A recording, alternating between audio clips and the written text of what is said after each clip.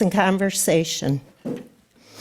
The League of Women Voters is hosting this forum, is sponsoring this forum. My name is Susan Liebetrue. I'm a member of the League of Women Voters. I am not a resident of this district. The League of Women Voters is a trusted, national, nonpartisan political organization. Our members do the hands-on work to safeguard democracy. While we never endorse a candidate, we are directly involved in shaping the important issues that keep our communities strong. As a League of Women Voters member, I have the opportunity to contribute in a leadership role, such as this one, that has great impact on local, state, and even national issues. If you're interested in learning more about how you too can make a similar impact, I encourage you to pick up some of the League literature available here tonight, or visit the website at lwvoa.org. The League of Women Voters does not endorse any candidate or political party. Views expressed in this forum are those of the candidates, and the sponsors take no responsibility. The format for this forum has been established by the League of Women Voters. We ask that the audience remain silent during the forum. Please take a moment to turn off all cell phones. We ask the candidates answer the question with their views only and not interrupt another candidate. The candidates will be answering questions submitted by the audience and screened for duplication and appropriateness by Judy Bateman and Maria Wollison. Page Claire Bellavender, thank you, and Dan Zaharia circulate with paper and pencil for your questions. Additionally, Dan right now will be serving as the timer. So please turn your questions into the pages. The format is as follows. The two candidates for mayor will speak first until approximately 7:05. After a brief intermission, all 9 candidates for city council will begin with their question and answer portion, finishing at about 8:50. All candidates will be given 1 minute for opening statements in alphabetical order. Closing statements will be 1 minute in reverse order. Candidates will have 1 minute to answer each question in rotation unless extended by the moderator. All candidates will be allowed equal time to answer questions. Our timer is Dan. The candidates for mayor are Melanie Piana and Brian Stowawe. Also on the back, we're going to begin the 1 minute opening statements with Ms. Piana. Thank you. Thank you for hosting our candidate forum tonight. I'm happy to be here. You know, I'm running for mayor because I believe in solving problems and creating opportunities for our community. My vision is about planning for our future, and I always talk about cities are never static, that they're always changing and evolving. And Ferndale is going through those changes too. And I know this because I'm talking to residents, and they're telling me how great Ferndale is, but they may be a little uncertain about what's happening right now. You can count on my leadership to build relationships and listen to residents and businesses. I'm not interested in the politics of decisions rather than how my decisions affect our lives. As your mayor, I offer deep knowledge and understanding of how our local government works, and I have served for 10 years on city council. I'm a steady leader to move our community forward, and I ask for your vote on November 5th. Thank you. Mr. Stowawe? 6 years ago, my partner and I, Sarah, moved to Ferndale because it was affordable. We looked at moving downtown Detroit, we looked at moving to Royal Oak. We thought those cities were already unaffordable. And now, 6 years later, we both see that, and many other residents see that the city has become unaffordable. We have rising rents, home prices are going up, and it's becoming very difficult to move to the city that we both love. And part of the reason I am running for mayor is because I see a lot of developments that are going up that are only luxury housing. And And when we have luxury housing and the prices just keep going up, we have to change that, and we can change that at the city council and mayor level. And I will advocate for affordable housing in a Ferndale for all. Thank you. Thank you. We're going to begin the question and answer period, and at this point in time, what we'll do is we'll rotate the questions so that each candidate begins. Let's start with Mr. Stawawe. Can you explain to us your vision for development in Ferndale?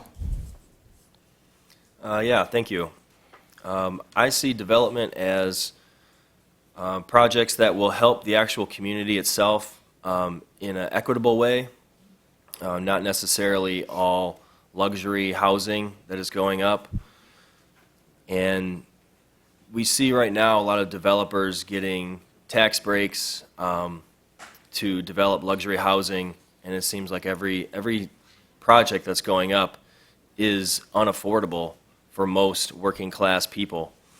And then 40% of the residents in Ferndale are renters, and when housing prices go up, their rents go up, and then they have to move. So we see a lot of people that are moving to Hazel Park and Oak Park, and I think we need to stop with the luxury housing developments and focus on developments that will be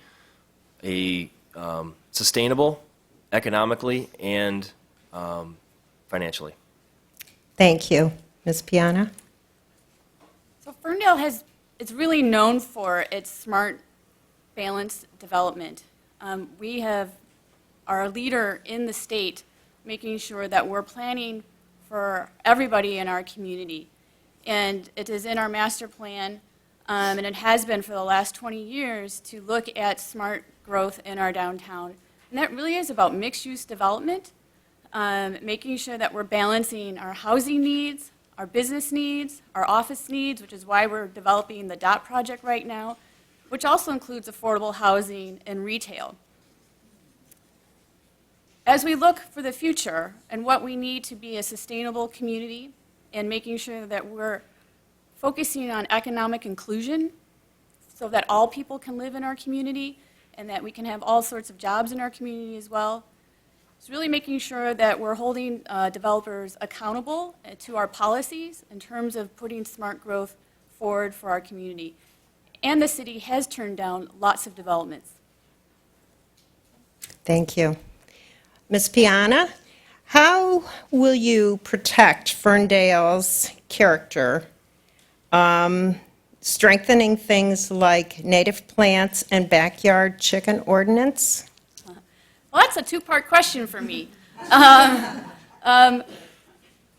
You know, the character of Ferndale, really what I have called about the soul of our place, is really about the people who live here and making sure that we have our eclectic artists and our Ferndale normal people really makes what our community, it makes our community what we love about it.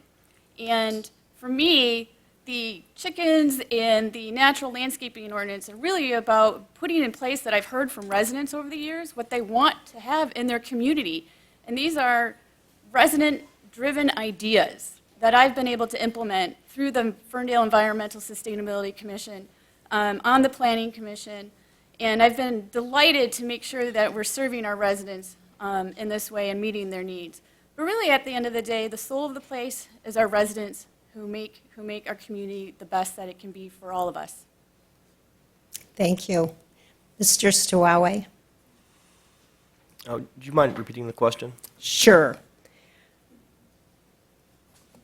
As soon as I find it. There we go. Okay. How will you protect Ferndale's character via promoting and strengthening things like the native plants and the backyard chicken ordinance? Yeah, so Ferndale has some really great character, and I think the native plant ordinance and the alternative lawn ordinances are really great things. I'm starting to take advantage of that now. And I think that what makes Ferndale really cool and funky and fabulous is that we have a community that cares about each other. And we have artists that are here, and it makes the city a very cool place to be and a strong community. And I think that with a lot of our luxury developments that are going up, it's pricing a lot of those people out. And if we want to keep our community what we love and keep it a funky Ferndale, then we can't be pricing all these people out, because then we're going to be left with something different. So I think that is how we preserve our community. Great, thank you. Mr. Stawawe, the LGBT community has been a key group in revitalizing Ferndale. How have you played a role in the LGBT community? I think by listening. I think by being an ally and a partner with that community. I think the LGBTQ community is very strong in Ferndale, and I think by listening to those folks, we can continue to have Ferndale be a welcoming place. And I think there are a few more things on the human rights campaign that we can do as a city to be further inclusive to those folks as well. Maybe economically, less discrimination in the workplace, potential for that. So I think that's how I would support that community. Thank you. Ms. Piana? Ferndale has done a lot to be a leader in the LGBTQ community, not only at the local level, but at the state level too, driving policy changes through our affirmations community and through Ferndale Pride. As your city councilwoman, I was just so proud to help open the affirmations years ago when it just got off the ground. I have helped pass ordinances and put the rainbow flag behind us. We were one of the first cities to do so. And these are real actions that show that we are supportive to the community. We have increased our human rights score to ensure that we're hitting the 100% mark and being a leader in that space as well. Transgender pride, supporting transgender pride in the community, in the parks as well. Making sure everybody can be who they are here. That's one of my favorite sayings, is because if we create a community that's inclusive, that's how people feel and feel safe. Thank you. Ms. Piana? This is kind of a two-part question. So the first part is, how will you bring diversity in terms of businesses in Ferndale? The other is, how would you bring it to the police force, to the other municipal bureaus? Wow, that's a two-part question too. Diversity and equity inclusion starts with intentionality at the leadership level. If you have it there, then it can cascade down to all these other areas. And Ferndale does have that intentionality, and it's written into our strategic plan. And I'm really proud to have worked on that as your city councilman with our council members. For businesses, that is making sure that we understand what our current business mix is, where we're trying to go in terms of bringing in new businesses in. For example, I think we're looking at tech for office space. And our innovation district is also changing over a little bit from industrial to more creative. So those are some of the areas we're looking at on recruitment and attraction into the community. For the police department, I've got 15 seconds to tackle the police department. So the police department really is about making sure we're going after accreditation, making sure that we have hiring of our police officers, which is really hard. We have a lot more women on our police force, and hopefully we'll have another question on diversifying our police force. Thank you. Someone write that in? Mr. Stawawe? As for diversity in the business community, I think we need to focus on our local businesses. These people are our creative, both our storefronts and our industrial businesses in the industrial community. We need to focus on them and have not let the competition of outside big corporations get in the way of us supporting our local businesses. And that starts with rent. And I think by increasing rents, and when housing prices keep going up, it increases rent not only for residents but also for the business community that rents their storefronts in their buildings. So I think that's a way to keep diversity in our business community. And as for the police force, I think diversity is huge. We do need to see a lot more diverse police force, and I think I can address that. Thank you. Mr. Stuawi, this is a three-part question. Probably got so many questions. So what we're going to do is we're going to give you Yeah. 2 minutes for this question, okay? Oh, Okay, so basically, the question starts off by asking, there's a lot of development going on in Ferndale right now.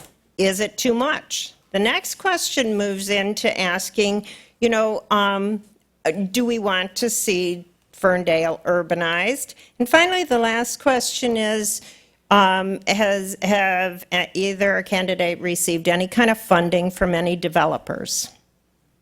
So those are the 3 parts to it. And Mr. Stuawe, you went first last time, so Ms. Piana. yeah. First, I want to start off as I don't take any money from developers who are currently doing projects in Ferndale. In fact, for 10 years, I have never taken any food, beer, or anything from resident or from businesses. So I've even given back donation checks when they don't apply to my value system. So I have a very high ethical standard in terms of making sure nobody can buy my vote. So part 2 of that question is, do we need to urbanize? We are an inner ring suburb, and the makeup of our community is urban. And we have a walkable community because it has a street grid. So that is our DNA and nature of our design of our community. And as part of development, it really is about increasing our tax base because we are in a really difficult situation around how our municipal government helps cities grow. And so for the development side, we have been doing smart, balanced development, and we have turned down projects, such as the 360. We did do a 180 on the 360 because we heard from residents that it wasn't the right type of development at the right time, and it didn't fit the context of the community of where we were going. And we turned down Baker College. And so we have incentive policies that say if you want to come in this community and you want to be a part and receive government support, you have to follow our incentive policy, which sets standards for brownfield redevelopment, affordable housing, stormwater management. And so we are the leader in that, and I help set the standards for our city, and we are following on that now. We also need a balance of housing, not only market rate, which is most of what the housing has come in.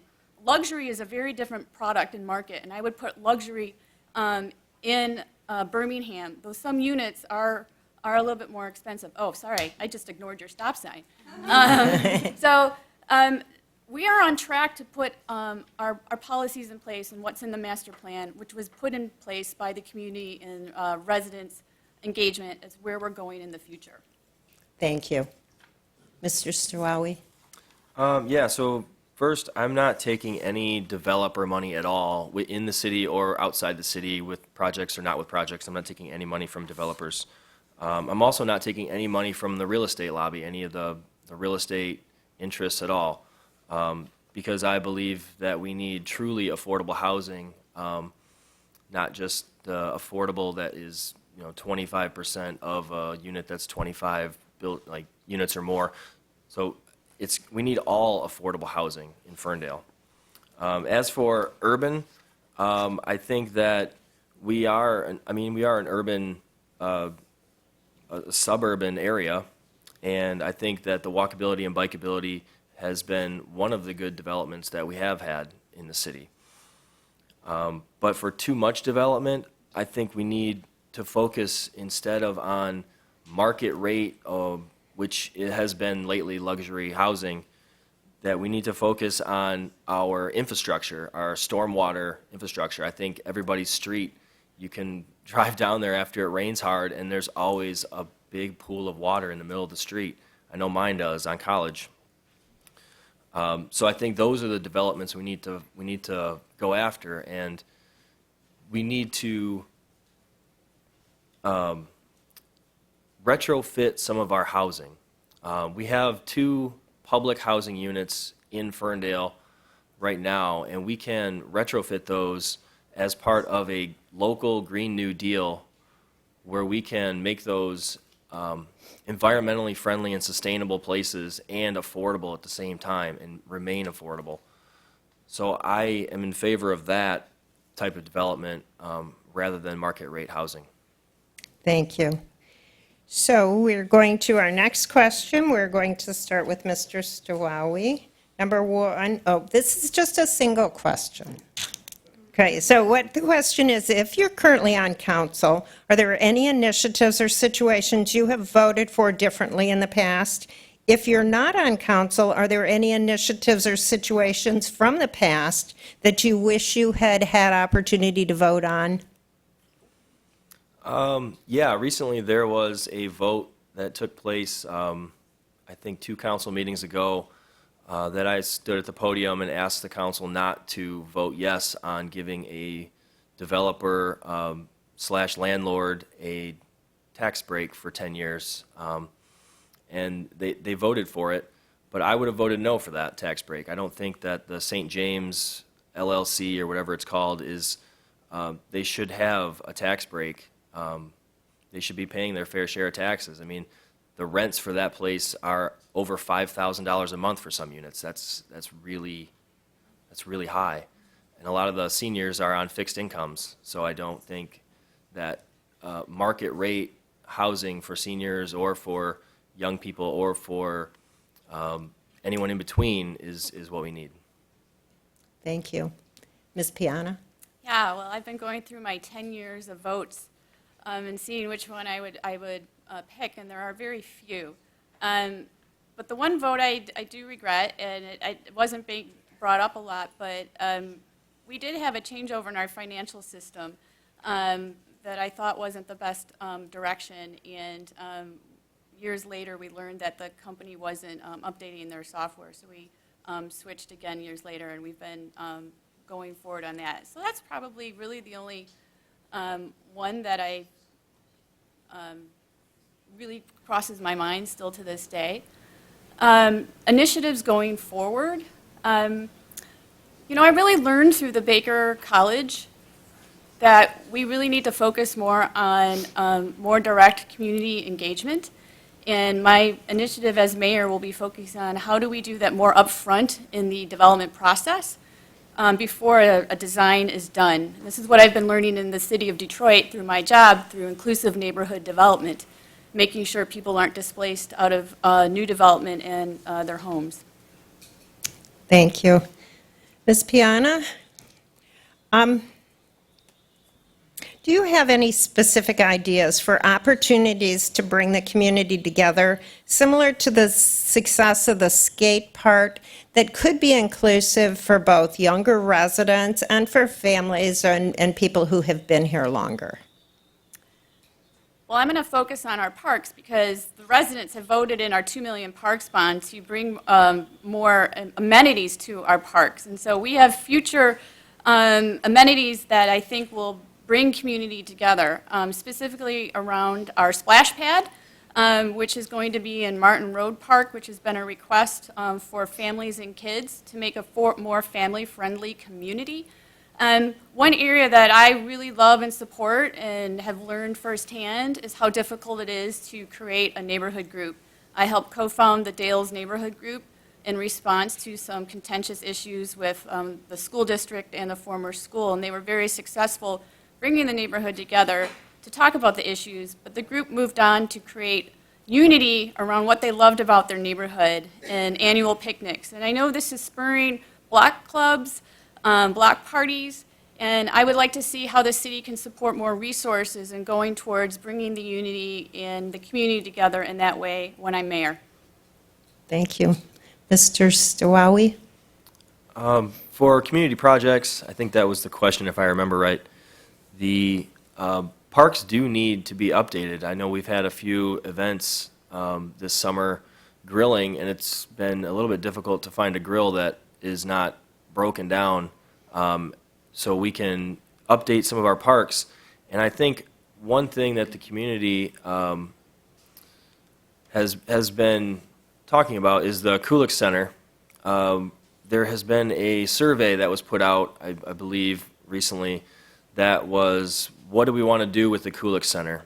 And I noticed something that was odd with that survey was really the only options were retrofit it plus build a whole brand new addition, or abandon it and build a whole brand new park or building in Martin Road, or abandon it and build a brand new building in some different style in Martin Park. So I think that rather than having those expensive options, we can instead just retrofit our current center and as part of a Green New Deal and have that be environmentally sustainable. Thank you.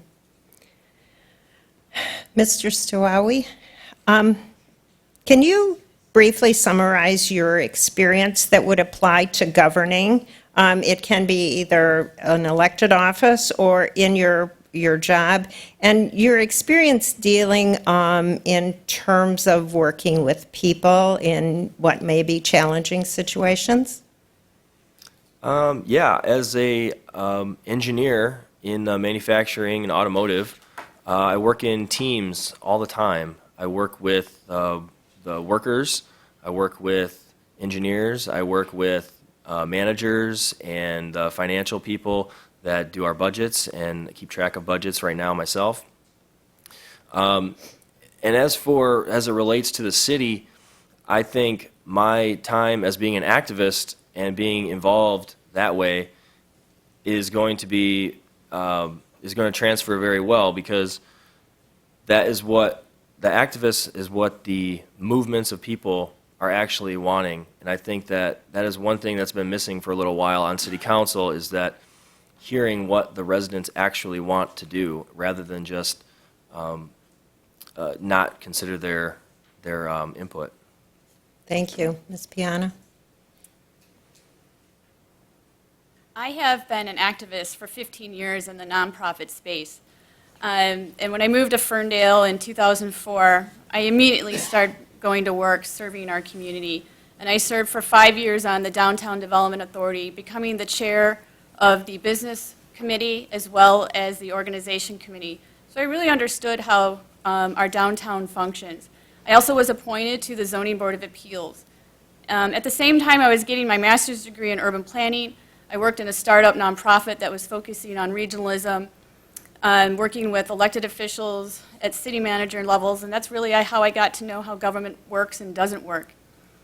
As I've served 10 years on council, I've worked with everybody in this community and have listened to what your needs are, and I've really tried to put intentional policy in place to help move the community forward. In my job, I am the Chief Operating Officer for Jefferson East. I help develop or serve low-income minority neighborhood on Detroit's east side, and we focus on housing, clean, safe, and building community. Thank you. Ms. Piana, what's your vision for Ferndale's role in regional public transportation? I don't know anything about those. When I came to Ferndale and I started working at the DDA, that's where I learned where our transit needs were, of bringing more people to Ferndale and getting people to access to work, jobs, and the doctor's office. I have been a leader on city council, and I really have loved that Mayor Dave Coulter let me run in this lane as a leader. And I've really worked with communities along the entire corridor for over 15 years, working with local officials to get us on the same page about a vision for Woodward, and that would drive the former county executive maybe a little crazy, because we wanted transit, and that's what our residents voted for multiple times, and we expressed through multiple resolutions. I have sat on the Regional Transit Authority. I'm currently the chair of the Oakland County Public Transit Authority, and this has been an issue dear and near to my heart, and I look forward to a different conversation with our new executive and a different type of advocacy of how rather than the reason why. Mr. Stowawi? Yeah, as far as transit goes, I think we need, in the region, we need a strong public transit, and I think that has been held back by not only the old county executive, but also a lot of the major corporations in the area, the auto corporations. It has been primarily automobiles, and I think public transit is a need for this area, Oakland County, Wayne County, every surrounding area. So we need to expand that public transit so that we can get people either to their jobs or wherever they need to go in I think in a free way, actually, because we need public transit means, I think anything that's public means it needs to be free. You need to have free services that are paid for by a fair taxation policy. So I think that's how we need some public transportation. Great, thank you. Next question goes to you, Mr. Piana. The city of Detroit and other major cities in the country are removing minimum pricing ordinances or parking ordinances in order to promote growth. What are your thoughts on parking minimums? Parking minimums help create urban spaces. There is a term for surface parking lots called parking craters because they really detract from the value of the land in which they're there, and that a mixed-use building could provide more value for the community in which it's placed. And that's sort of what that zoning ordinance is. It's a very technical term to drive and forward the type of development the community is looking for and how they want to grow. And that's a policy that's changing all across the United States as they realize that surface parking lots are the Scrooge of downtowns. And Detroit obviously has a ton of surface parking lots that get written about all the time. For Ferndale, we do have some opportunity to look at how the community wants to grow and if we want to change our surface parking lots. The best part is that we own it, the city controls it, and can work with the residents to best determine what goes there. Thank you, Mr. Stawawi. So the parking minimum ordinances, I think there is a couple different ways you can do that. You can do things in a positive direction or a negative direction. And I think the negative direction that we don't want to go with our parking, if we eliminated parking minimums and we had that surface to do something, we don't want to sell that to private developers and develop expensive market rate condos and things like that. We need to use that public area and build something that the community needs on that area, something that will benefit the community and not just be some luxury retail or luxury housing or market rate or whatever you want to say. But we've seen what the market rates have been, just like the Ferndale house started out at $900 a month, and now it's up over $5,000 a month for one of those penthouse suites. So we could say market rate, but it's expensive and it's luxury. Thank you. This is our final question, and you get to start, Mr. Stawawi. What will you do to keep and support Ferndale School's diversity and unique value? I think we support the school's diversity and unique value just the same way we support the diversity and the uniqueness of the city itself, the whole community. We have a Ferndale for all mindset where everybody is part of the community, not just if you can afford the community. So when people are not burdened with high rising rents and costs that are going up and they have to move, then they are able to stay inside the community in the school district. So if a family is burdened with rising rent and they have to move, then that affects our diversity in the school district. So it all ties together, and I think making housing affordable will help keep the diversity of the city in the community itself and in the school district. Thank you, Ms. Piana. I just want to say how proud I am of our school board members, past and current, because they really desegregated our schools and took an active approach to make sure that our school district was more inclusive and equitable to all the families it serves in the 4 cities that the school district has their footprint in. And I think that was critical for reshaping and attracting and retaining families into this community. And it was a critical strategy and policy move that is seeing impacts today as they've reduced the number of students leaving the school district and more families want to be here. And so the leadership of our school district is something that I supported over my 10 years on council, and it's a partnership between the city and its intentionality with diversity, equity, inclusion to work with the school district to make sure that we're providing access to our schools and that we're making sure we're a kid-friendly community, a family-friendly community, and so that everybody would enjoy sending their kids and sees value in our school district. Thank you. That concludes the question and answer portion. The candidates will now be given 1 minute to make closing statement in reverse order of opening statement. Mr. Stowowie? Thank you.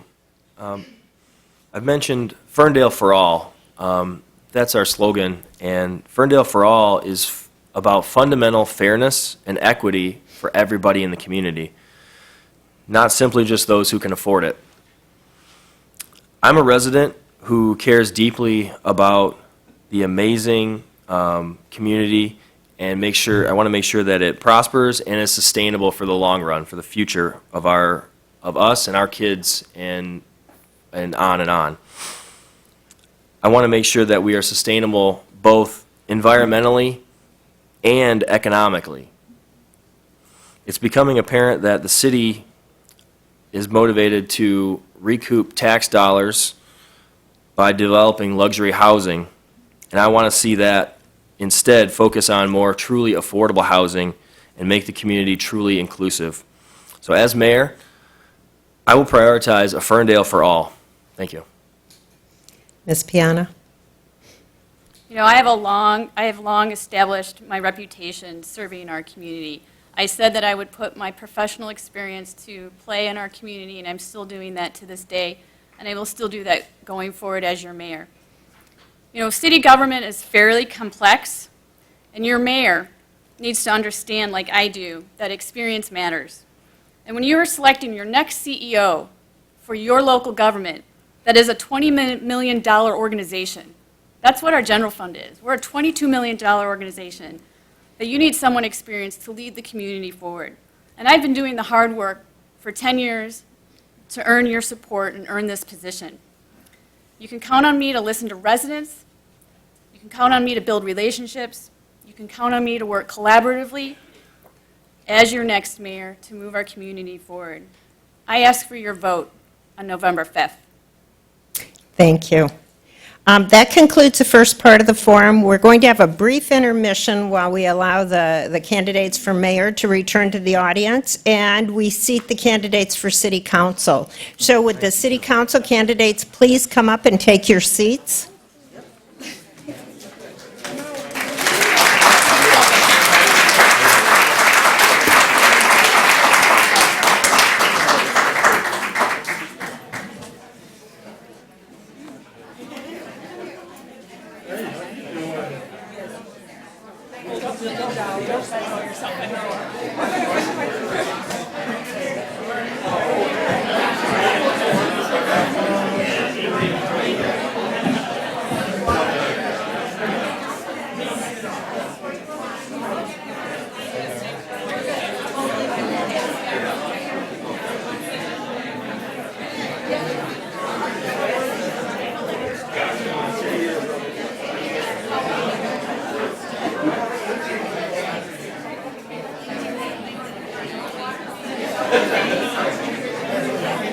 All right, so do we just, I think they're putting up the phone.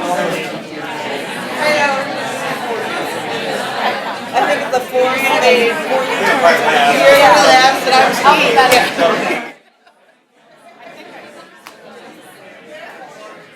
Wait a minute, okay. You want no change? Okay.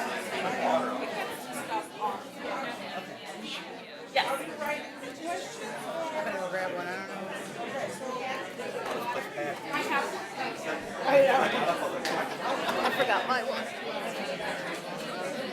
Yes, ma'am. Oh, Lord, it's first. As a mom, it's very heavy. graduated to a mom bag. So, Mildly terrifying. yeah, just a little smear. Oh, thank you, thank you.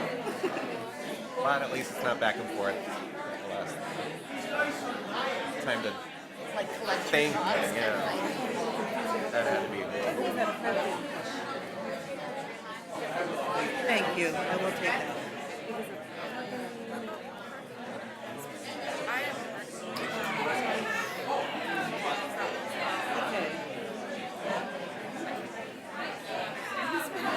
I don't understand that one.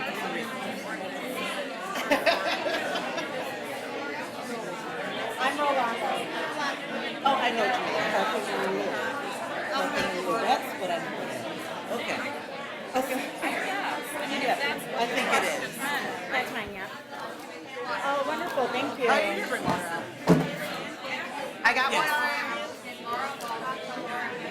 Yep. I got one for Dennis. Yeah.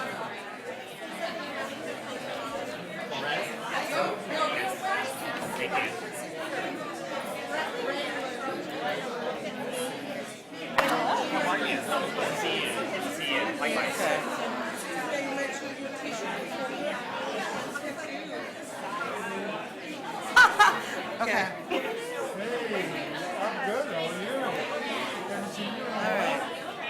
What do we look at? This is my first time in here. I've lived in the city for 9 years. First time? No, we didn't hear what you said. I'm sorry.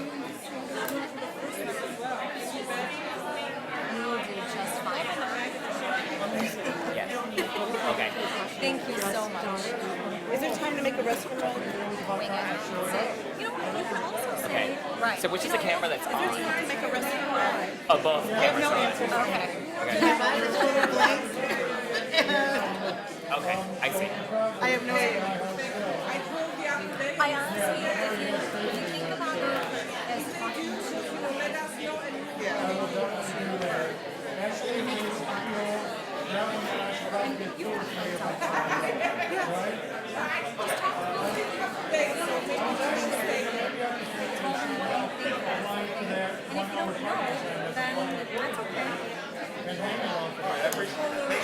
at least that's what I tell myself.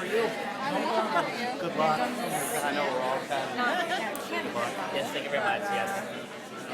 I've done a lot of talks and not knowing what the hell I was talking about. Maggie says hi. What's that? Maggie says hi. Say hi. That's That's nice. That's fine. Somebody likes this mug. Here it is. Thanks for the note. Hey, Rolanda. If anyone runs out of pens, I'm brought it just in case. Feel free. You can just come over. I have my pencil case in my bag. I got witnesses. I am the witness. Just in case. So I do have one question. Is there going to be a 30-second mark or is there only a 15-second mark? Let's do it. 15-second mark. Okay, 15, then stop. Stop, okay. All right, that's fine. They were pretty, some of them were kind of intense. That's the mirror. It gets overwhelming. Okay, I just wanted to confirm. I don't really know what the questions are going to be either.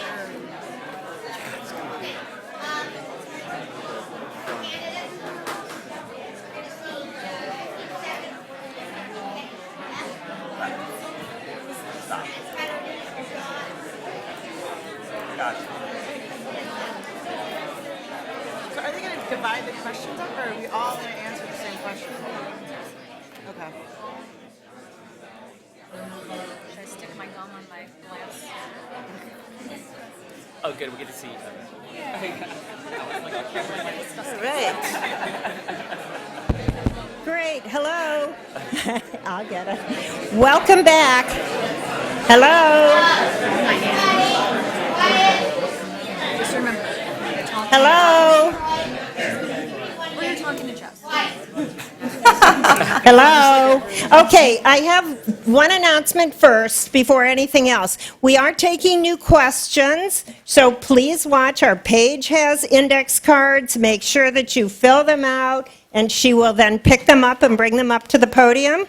So, welcome back. The 5 candidates who have filed for 2 seats for City Council for 4-year terms are Ben Butoff, Netta DeHare, Augusto Flores, Kat Bruner James, Raylon Leaks May.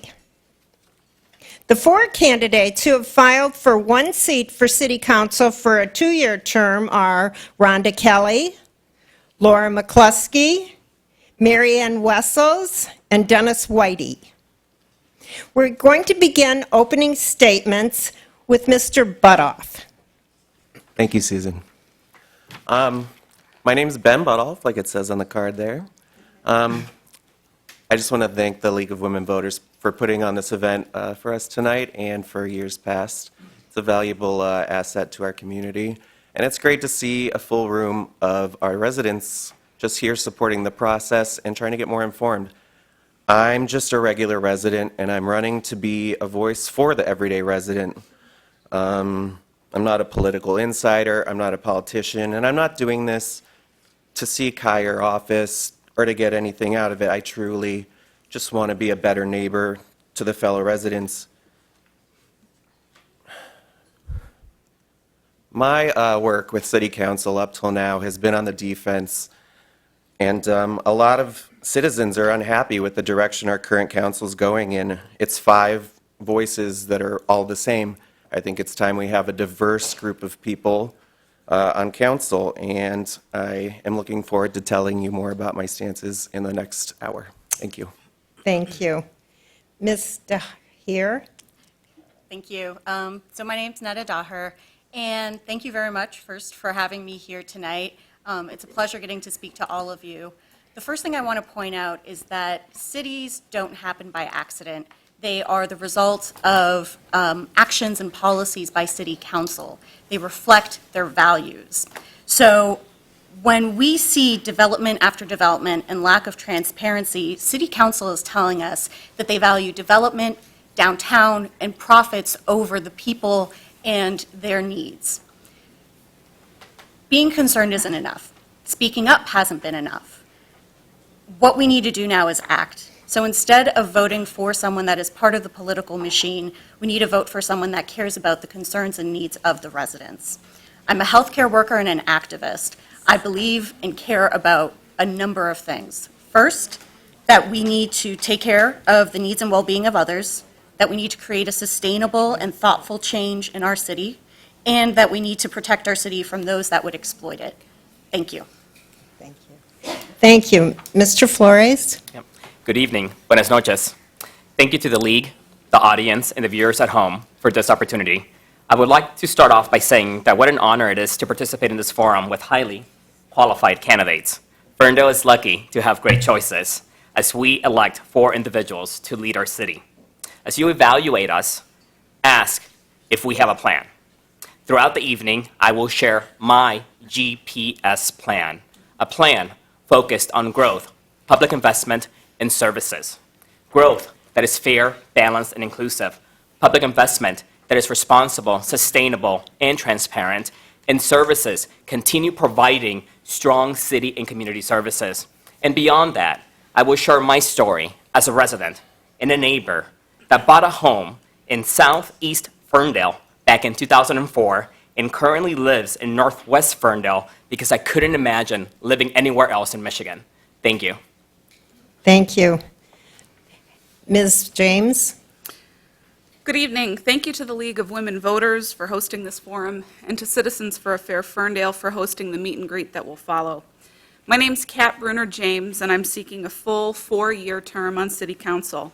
I'm 39 years old. I've been a civil rights attorney for 12 years, and more recently I've become a mom to a 4-year-old dog and a 2-year-old human. I've lived in Ferndale for 17 years, and my history of civic engagement is lengthy, but some highlights include that in 2004 I was the treasurer and volunteer coordinator of an organization that successfully amended our city charter to allow for what was then called instant runoff voting, now known as ranked choice voting.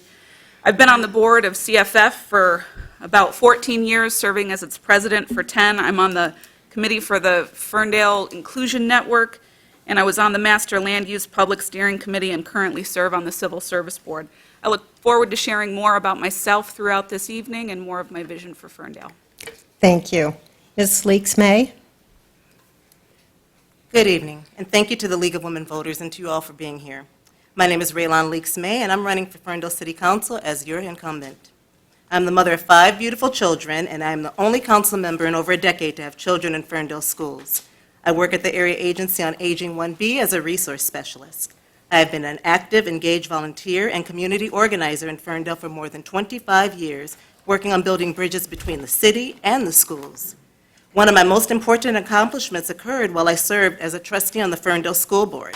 I championed the creation of Jefferson Oaks and affordable housing development. Now, many people talk about affordable housing. I made it happen. As your council member, I'm a strong policymaker. I introduce Communities for a Lifetime, bringing statewide recognition to Ferndale as a diverse, multi-generational, and inclusive community. I supported our Paid Parental Leave Act for our incredible staff. I have been a champion for inclusion, for community engagement, and for Ferndale citizens and families. And I want to continue that work as your councilwoman. Thank you. Ms. Kelly? Good evening. Thank you to the League of Women Voters for hosting tonight and all of you for being here and being engaged in our community.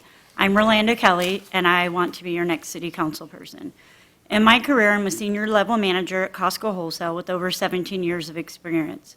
I believe that my strong business strategy, problem-solving abilities, leadership, and people skills will effectively translate into this role. Since moving into Ferndale, I have fallen in love with the spirit of this city.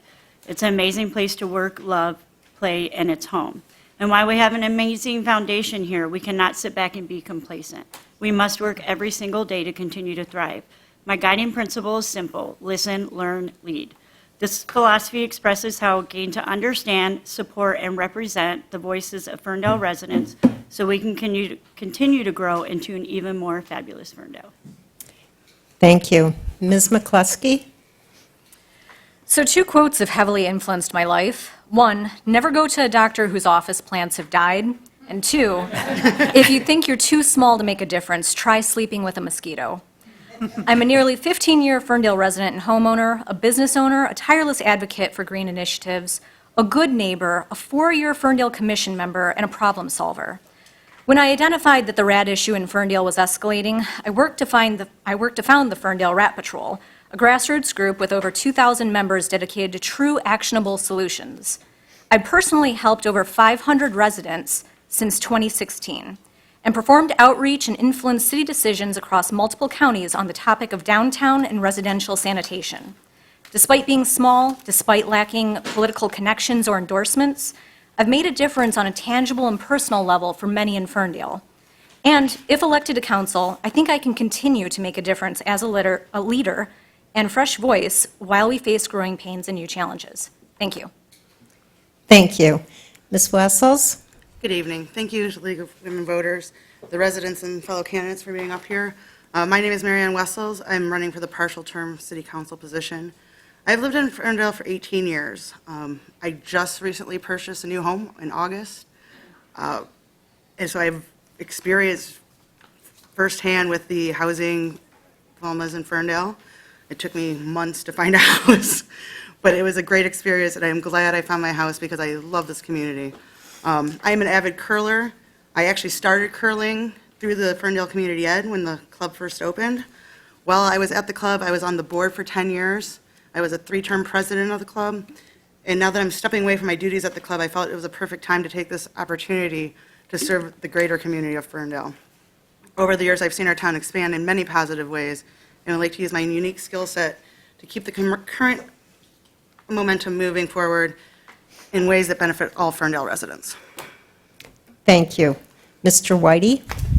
Thank you. My name is Dennis Whitey. I'm running for the 2-year term on Ferndale City Council. First, I'd like to recognize and appreciate everybody for being here, as well as those who are watching at home or on the re-recordings. The second thing is to thank each and every candidate up here. I know it's not easy to be sitting up here in these seats, so I appreciate everybody entering into the discussion.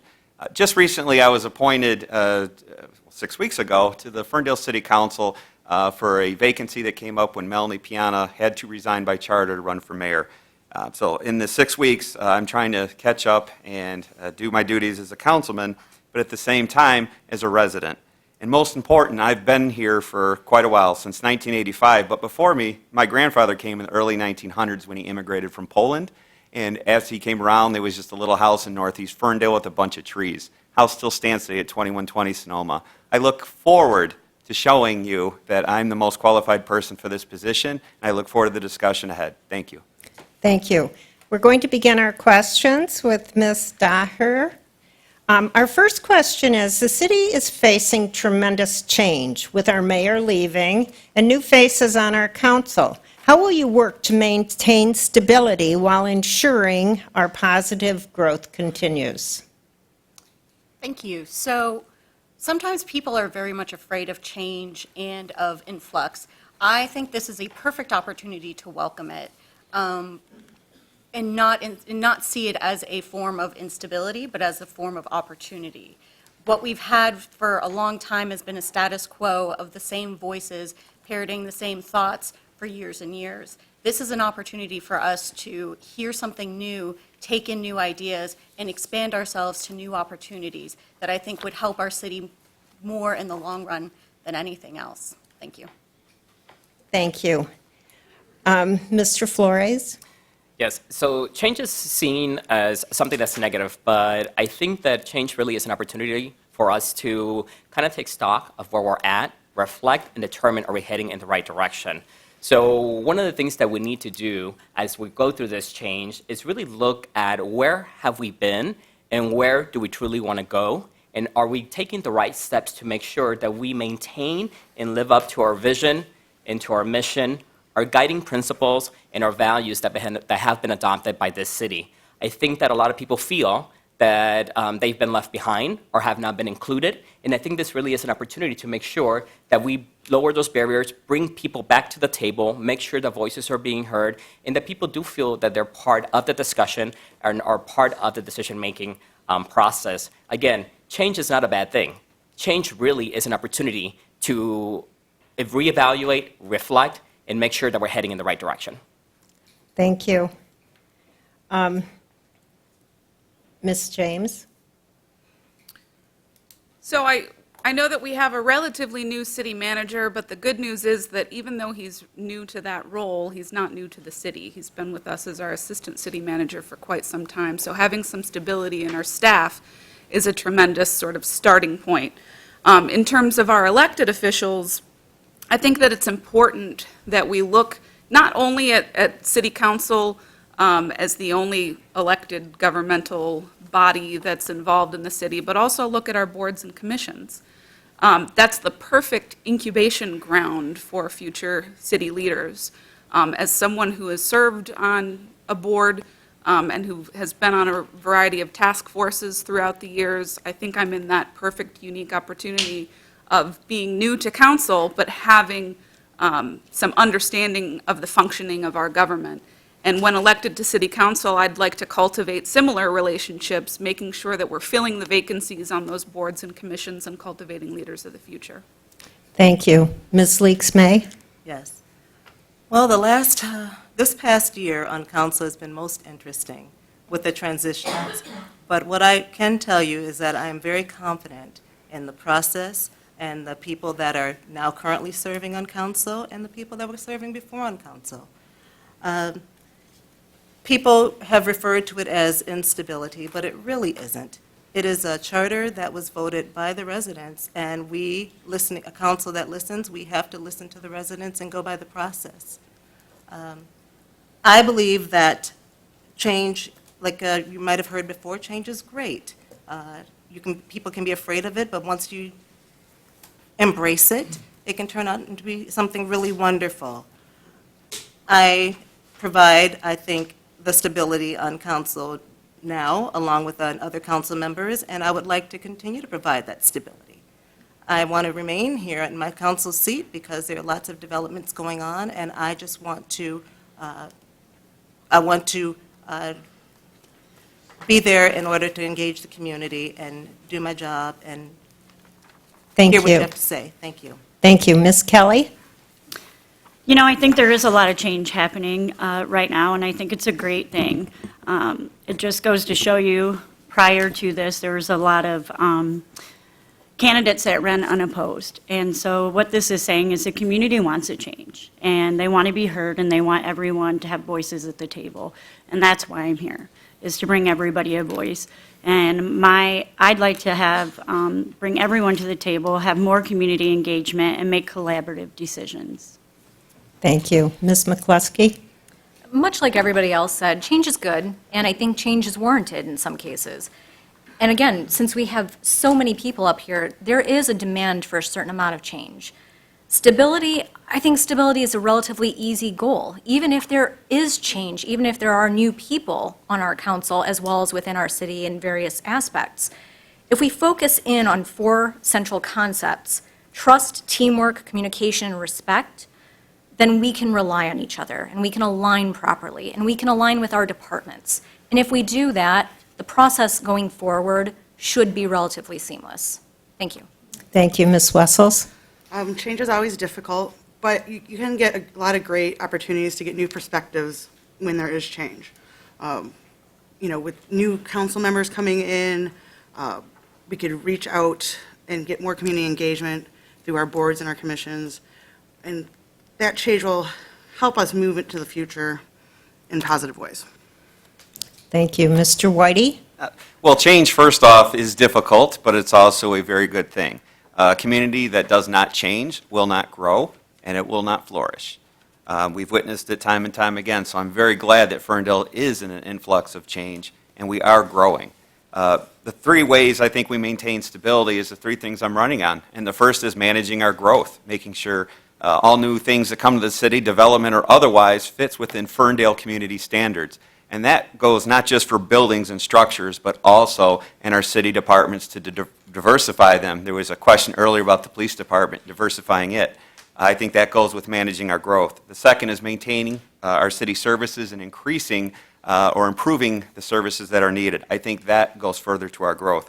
And I think most importantly is to increase community engagement. I think the more voices at the table, there'll be more, basically there'll be more input, and we'll have better outcomes. So a diverse amount of opinions on boards and commissions, as well as just residents in general, as well as the council department heads, is key to maintaining our stability. Thank you. Mr. Butoff?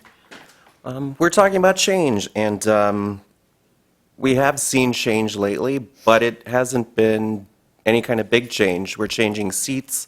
It's been musical chairs. The current administration wants to keep the same faces on city council. The city and its residents have shown that they're ready for change. As you can see up here, we have 11 people running for 4 seats this year. 2 years ago, all 3 seats ran unopposed. So the city's ready for some change, and they're ready for some fresh faces and some variety on city council. Different voices are going to be a benefit to bringing variety to our city. Thank you. Thank you. The next question, we're going to give you a minute and a half because, of course, it's not one question. Two questions. So, while the recent development driving housing costs up, with the recent development driving housing costs up, how do you plan to make housing affordable in Ferndale? And please give some specifics in terms of how you're going to do it. Also, what specific actions or experiences have you taken or had to foster affordable housing as an elected official, a community leader, a volunteer in your paid employment? And Mr. Flores, you get to start. All right, a two-part question. In terms of affordable housing, so one of the things that we need to be cognizant of is that when we work with developers, we need to make sure that we have a clear understanding of what kind of housing they're bringing into our community. What the latest study from the LSA that was presented to the city shows that all of the recent development that's come into our city is actually on the higher end, with rents starting at approximately $1,000, which is out of reach for anyone making $40,000 or less, which represents about a third of our city residents. When we look at affordable housing, we need to make sure that we're having sincere and candid conversations with the developers in terms of where are they going to start pricing their developments, to make sure that we're attracting that we're addressing the affordability issue. In terms of steps that I've taken or things that I've done in the past, unfortunately, I do not have, I have not been elected to office. I don't have government experience when it comes to affordable housing. However, I can speak about personal experience. So my family came to America 40 years ago with nothing little more than a desire to live the American dream. So we've had experiences in terms of not being able to afford where we've lived, addressing issues in terms of affordable housing, moving away from centers to make sure that we had access to good education and still had access to affordable housing. So even though I may not have direct experience in terms of policy, I do have direct experience in terms of what I've experienced in the past and the things that we expected as a family and the things that I would be willing to, that diversity and voice that I'll be able to bring to City Council in terms of understanding affordability. Thank you. Ms. James? Sure. The first thing I want to do is make sure that you understand what I mean when I say affordable housing, because that can mean something a little bit different depending on the context. So to me, in my answer, affordable means the difference between subsidized housing, which is governed by HUD and implemented through the Ferndale Housing Commission, and the gap between that and market rate that's becoming unaffordable for a lot of working people. So when I'm talking about affordable, I'm talking about in between those 2 points. And some of the things that we can do as a city specifically are supporting zoning policy that allows for multifamily housing in areas throughout our residential neighborhoods, because that helps diversify the housing stock, meeting demand and naturally helping to lower prices. Incentives for affordable housing developments, tax credits or special use permitting, something like greater density in a trade-off for holding a certain percentage of the housing at affordable rates, and seeking relationships with nonprofits if they're interested in developing a community land trust in our communities so that the government can support something like that. What I've done to help with that is serving on the Master Plan Land Use Public Steering Committee around those zoning policies that I talked about earlier. I've been involved in that in our community. Thank you. Ms. Leaks-May? So, in 2017, the City Council developed a housing ordinance. I think that whereas that housing ordinance applied back then, I think I would encourage us as city council members to revisit the housing policy and address it now to the needs of Ferndale at this point. I also would encourage housing. We have the city of Ferndale has a housing study that we will want to find out what does housing, affordable housing means, and how we can better implement and apply that to this community. I would encourage council and our administrators to really look at study consultants within our community because they would know exactly what we need instead of just always going outside of the community. What have I done to make housing possible? Again, I was on the school board where we championed affordable housing at the Jefferson Oaks, and that sits there to this day. We were able to do it there. I think we can do it here, but it's about us working together as a community. And I welcome all voices. I encourage all voices to the table. If housing is something that we want here, we all have to do it together. So I'm with you, and I hope you're with me. Thank you. Ms. Kelly? You know, it's a huge and complex issue, and there really are no simple solutions, but we need to work together to find ways to ensure that our diversity lives on and that we aren't pricing folks out of their home. You know, I agree with we need to have more guidelines for our developments and, you know, make sure that they're providing affordable housing. I don't believe, you know, we just had the new one coming up over off of 8 Mile, and it's $900 for basically a studio apartment. That's not affordable housing. You know, and I don't have the answers, but I'm willing to work to get them and come together as a team. As you know, I'm not an elected official yet, so I have not had an opportunity to affect that just yet. Thank you. Ms. McCoskey? I'm also not an elected official and have not been able to affect any sort of change in affordable housing. However, I can give you a little bit of perspective. I bought my home when I was 25. I bought it for $100,000. That was the height of the market at that time. I was able to do it even with a comparatively low salary at the time. So anytime that we talk about affordable housing, I feel like we have to talk about taxes. We have to talk about our property taxes, not just things like building more developments and giving more money to developers and having this build, baby, build mentality that only enriches our developers and vendors that come into our city. Instead, we should think about things like anti-speculation taxes and the policies surrounding those. They've been done before in other cities poorly. But I think if we focus in on something like that, we might be able to implement it in Ferndale, and we might be able to prevent people from being house flippers and speculative investors and building all these Bigfoot houses that take up an entire lot that discourage our citizens from really staying in Ferndale and keeping the Ferndale character here. So that would be my focus.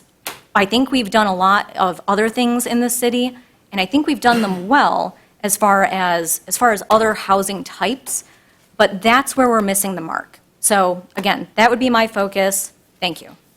Thank you. Ms. Wessels? I have also never been an elected official, so I don't have a lot of perspective on this, but as a renter for 18 years in Ferndale, I've seen the prices of rent go up comparative to the house prices. And actually, at this time, when I was going to look, like, things happened in my life and I needed to find a new place, so I was going to buy.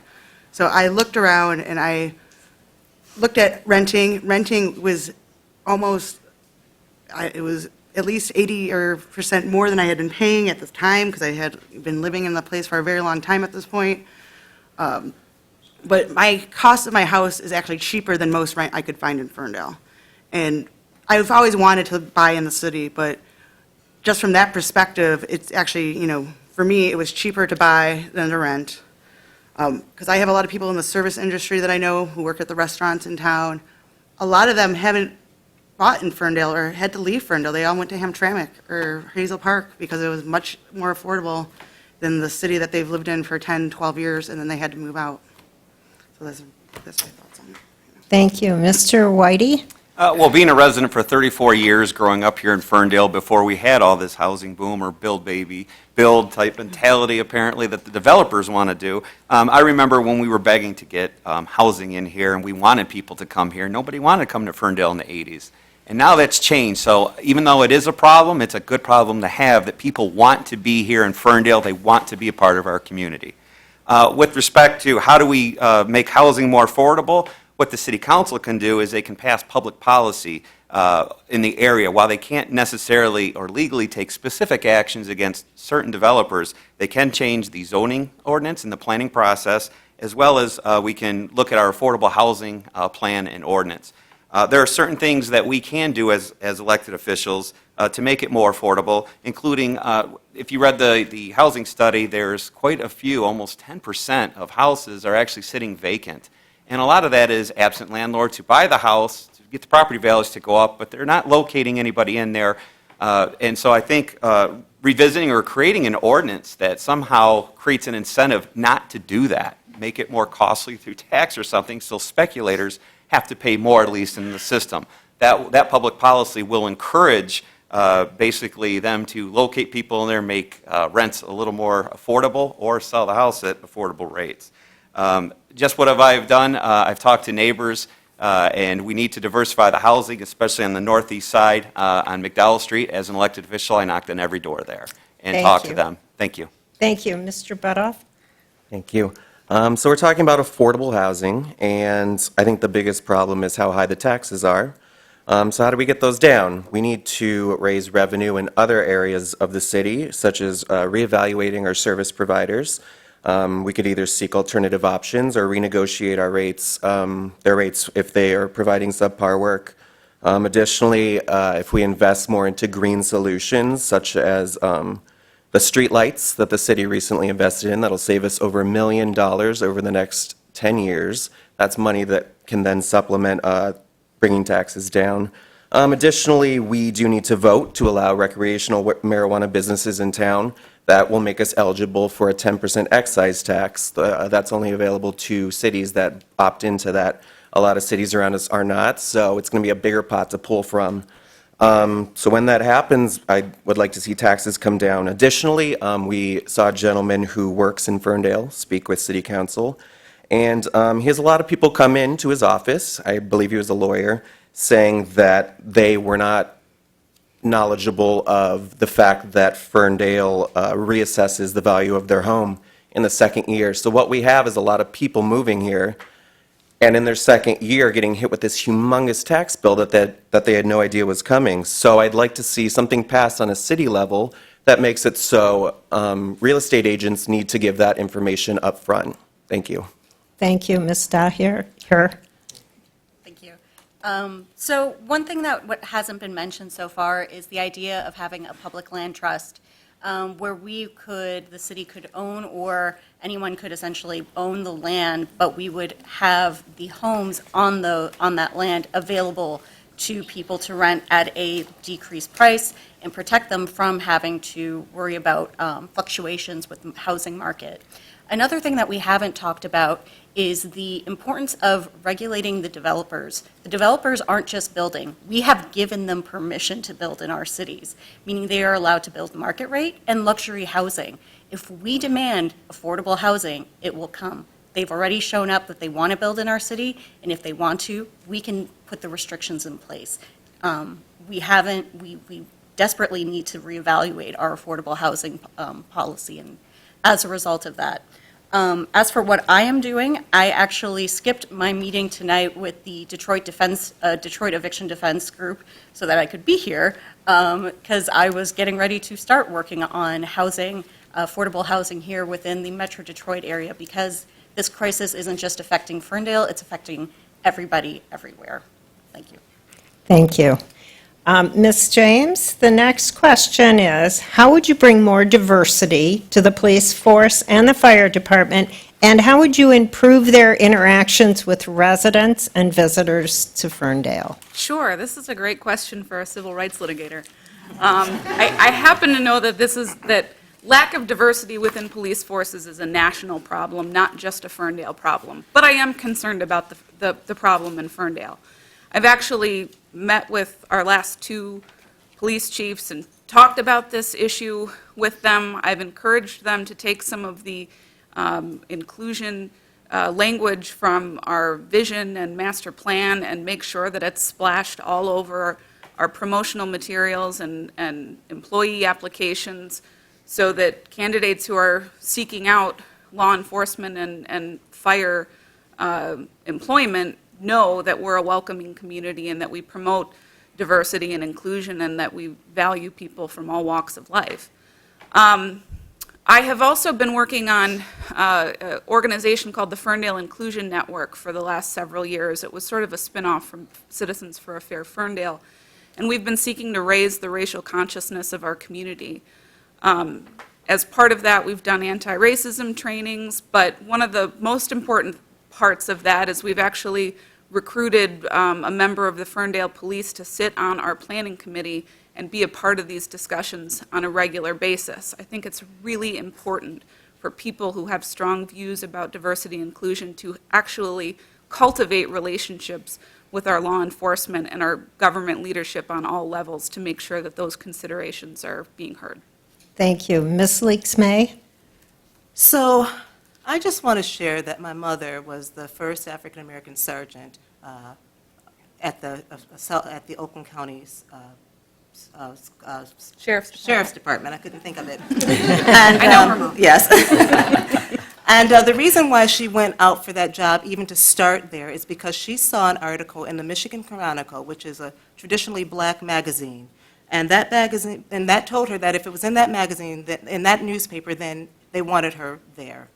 My first few months on city council, I met with the police department, and I gave them suggestions as far as how we could maybe recruit more diversity on the police department, like Michigan Chronicle, Jewish News, El Vocero, and it seemed to be very receptive. I also encourage job fairs, mentorships, scholarships, community outreaches. I also encourage, because it's so expensive to even get to be a police officer, it's a lot of expense involved in that. Maybe workshops, study sessions, just to let people know, the young people know that, hey, we want you here, we want you to come to Ferndale. So I will continue to work on providing diversity in the police department and fire. And I will encourage more ideas, and I encourage, community to come to speak forward and let us know what you'd like to see. Thank you. We need more, and we can have it. Thank you. Ms. Kelly? I encourage a diverse police department, and I think we need better screening processes.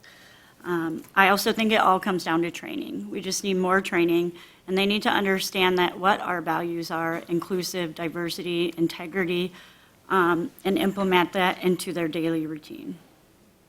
Thank you. Thank you. Ms. Mikulski? Well, personally, I love Ferndale Inclusion Network, and I would rely on them pretty heavily.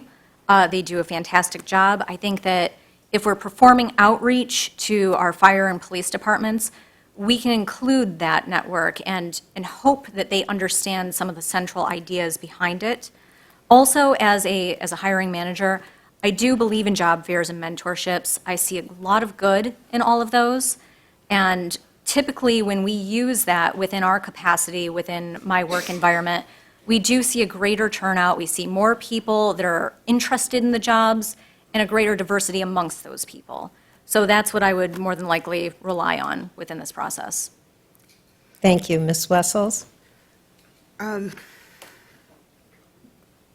think in any community, having a diverse police and fire department is important to its citizens, because if they can relate to the people who are responding to their homes, to helping them out if, they have an EMS issue, to have a broad, diverse force makes more people comfortable.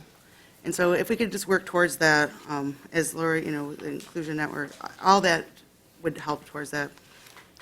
Thank you. Mr. Whitey? Well, actually, as a former police officer of 15 years, I know just a tad about this subject.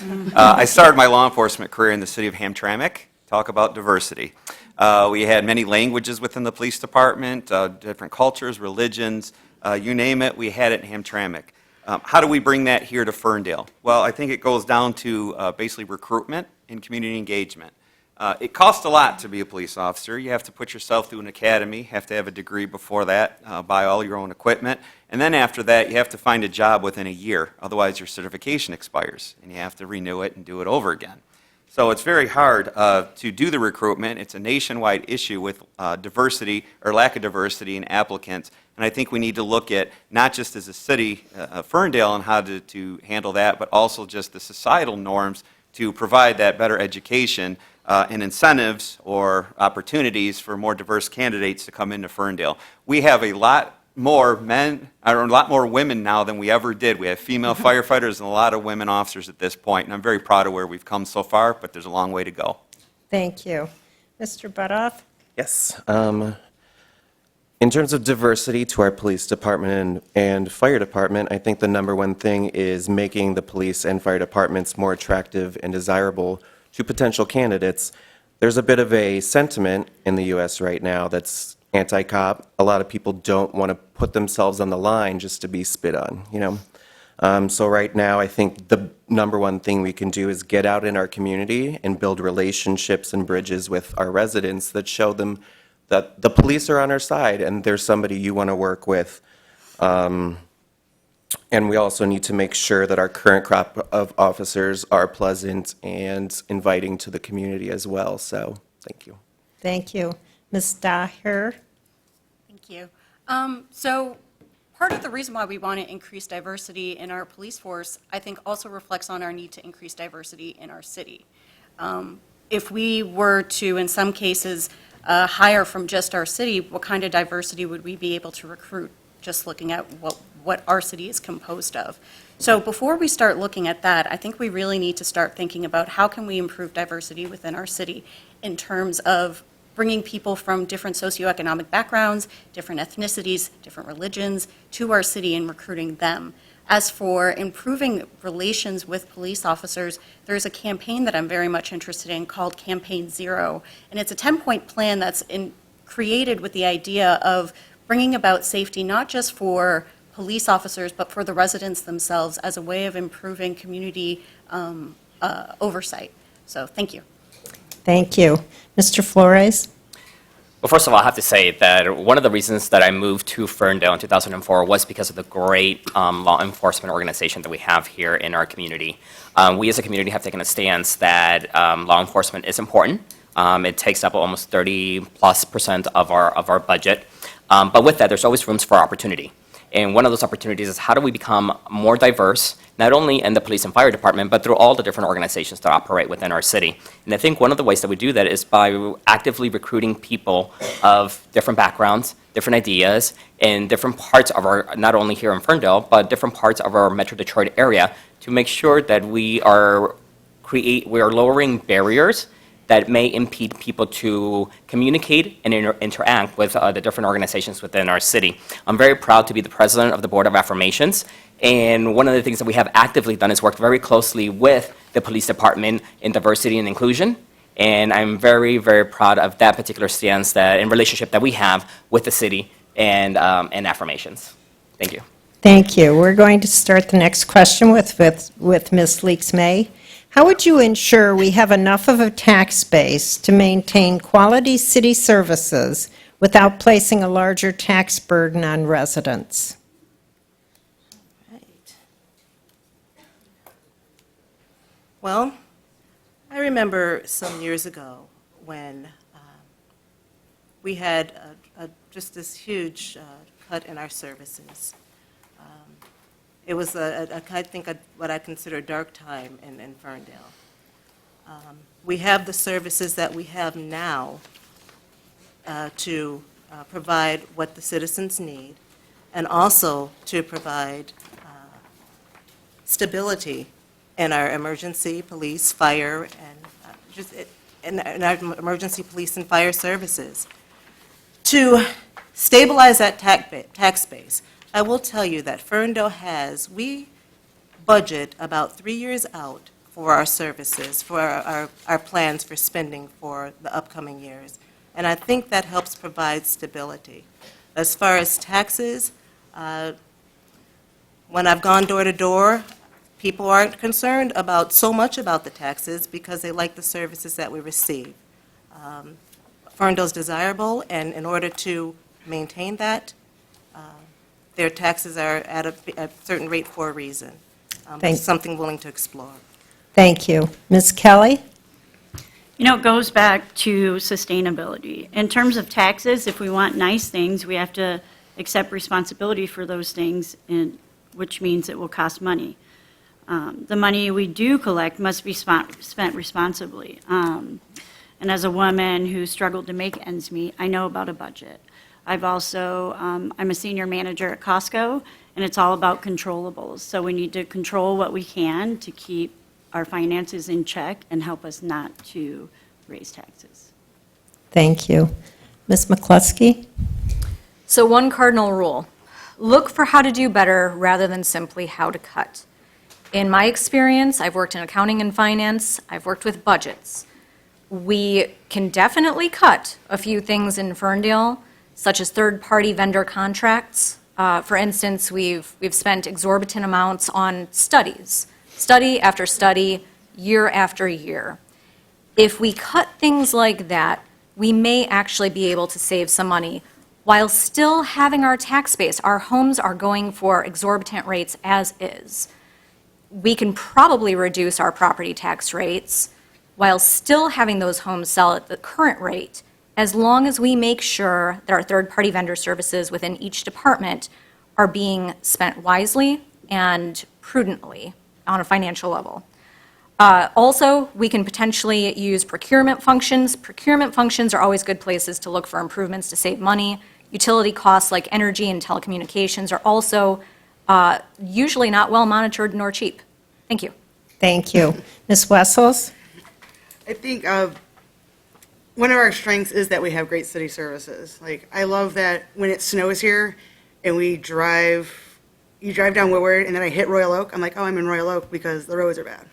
Like the instant you go under the freeway. So it's great that we have those great city services, and our taxes, where they're at, do support that. My things we should just strive to approve, we should be financially responsible with our proposals and contracts to reduce and streamline our processes when we are doing these contracts, and investing in the city infrastructure to maintain with the services that we have right now. Thank you. Mr. Whitey? Yeah, well, the first thing we do is we need to maintain our excellent city services. When you call 911, you want the police to come out. You want the fire to come out. You want the ambulance to come out. We have that here in Ferndale. Most of the time, you can get all three when you have a medical run here. So I'll tell you, that's a good thing. But we need to, it costs money. Good services cost money. It's a fact of life. And when we do that, we need to maintain our tax base while still maintaining those services. One way we can do that is diversify housing and get more people paying into the pot, which in the Michigan tax law reduces taxes for all of us, because you can roll back the millage rates for individual taxpayers when you have more people putting into the pot. So we need to diversify, bring more people into the town to pay for these services. On top of that, excuse me, with some studies, I agree with Laura that a lot of studies, or several studies, may not have been the most necessary, but studies save money. Sometimes we save ourselves from a big mistake by having experts come in, look at it, and advise us. So some mistakes have been averted by those studies. Thank you. Mr. Butoff? Sure. On the topic of city services not being cut and not creating a higher tax burden on residents, I covered that a little bit with the previous question on keeping housing affordable, just evaluating those service providers to make sure they are providing us with the quality of work that we're actually paying for. We pay a lot. As Ms. Piana said earlier, we're a $22 million or so enterprise. That's a lot of money to work with. We need to have more oversight and better management of the services that we are currently receiving. We also have other avenues of government in our city, such as the DDA, that have very little oversight. They receive about 6 figures a year in funding, and it's hard to find out where a lot of that's going. Again, considering no-brainer options like the street lamps and the recreational marijuana would provide more tax revenue so that we wouldn't have to burden our residents. Thank you. Thank you. Ms. Daher? Thank you. I keep seeing you being a bit nervous about it. I am. So to answer the question, I think the big thing we need to ask is, where do we lose money? And the biggest one is that we are giving up tons of money to developers when we give them tax breaks. Already it was mentioned earlier about the James senior housing. They were behind schedule in their construction. They are currently not providing all of their full services that were promised to residents, but they're charging residents exorbitant fees, and we just agreed to give them a 10-year tax abatement. That is unreasonable and cuts out from our actual services that we could, the funding that we do need to actually provide the services in our city. Another option that we have relates to our streetlights. If we were to take back our own streetlights, convert them to renewable energy sources, we could cut down on the need for reliance on DTE energy for our streetlights. Thank you. Thank you. Mr. Flores? So when we talk about taxes, we have to realize that there's taxes fund two funds, basically, the general fund and non-general fund. And when we look at those funds, we need to understand what are they supporting and what are they providing to the community. As it relates to the general fund, it supports our fire, our police department, our district, and our court for approximately 60% of that budget. So what are we doing with the other 40%? And one of the things that we need to realize and look at is, how do we create efficiencies within the other parts of the budget that people are concerned about? When we look at efficiencies, things that we need to leverage is leverage our purchasing power. Looking at our long-term vendors, are they providing cost back? Looking at creating a purchasing power strategy that not only leverages Ferndale, but leverages our partners in surrounding communities in terms of how do we leverage our purchasing power to purchase things that are expendable and to provide for services that our community wants. But again, we need to make sure that we're finding efficiencies in areas that are important to our citizens and our community. Thank you. Ms. James? One thing that hasn't been mentioned yet that I don't want to give up on is that since 2002, the state's been taking billions of dollars of revenues from sales tax that are supposed to be redistributed to cities. And if I'm elected to council, I will develop relationships statewide and not give up on demanding that the state return some of that statutory revenue sharing that they've been withholding for 17 years. You missed a great pun that Ben made earlier when he talked about the recreational marijuana tax, which I think is a great idea, that it would increase the pot to pull from. I was really disappointed.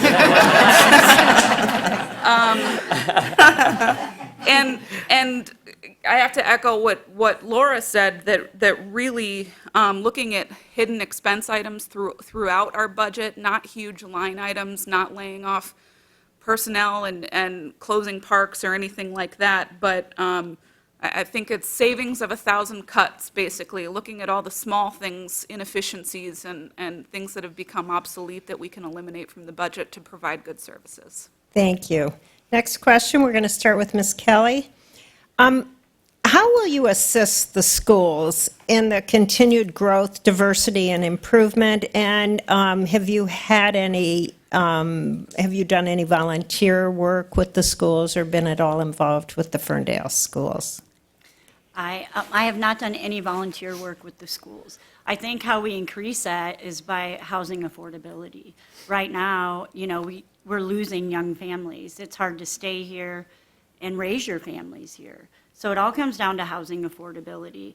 I have two friends who wanted to stay here and raise their children here, but when you have student loans and you're paying outrageous taxes and, you want to upsize to the next home, it's just, they price you right out of it. So I would work on affordable housing to keep the diversity in our schools. Thank you. Ms. McCluskey? I would absolutely echo her sentiment. So affordable housing, I grew up in South Warren, around 9 Mile and Ryan. And when I went to school, I went to public school, I walked every day, and we had an incredibly diverse population of lower to middle income people. And in Ferndale, I wish that we had something like that. I see the families here. Unfortunately, a lot of those families get priced out, and they get priced out quickly. A lot of times they also take their kids to other schools other than our Ferndale schools.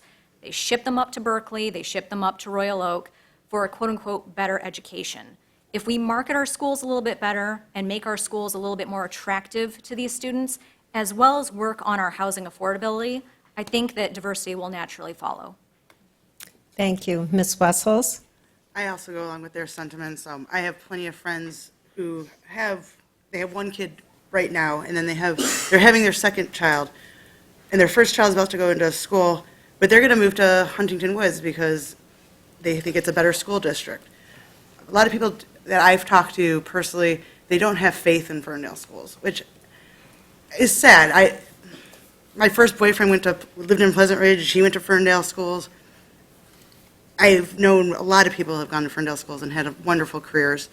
I think we need to market it better, get more accreditations, and really push that the school district is thriving and growing, and the diversity will come with that. Thank you. Mr. Whitey? I do have some experience in this. I am a product of the Ferndale Public Schools, from Wilson Elementary when it stood to Coolidge Junior High to Ferndale High School, which led to a law degree, master's in public administration, amongst 3 other degrees I hold. I found my education to be very diverse and enriching within the Ferndale schools. One thing we all need to keep in mind, though, here is that we have 2 school districts in this city. Hazel Park School District services east of the railroad track, south of 9 Mile, as well as east of Hilton on the northeast side. All of those children go to Hazel Park schools. I have nieces and nephews that attend both Ferndale and Hazel Park schools, and I've supported their programs, especially the band booster.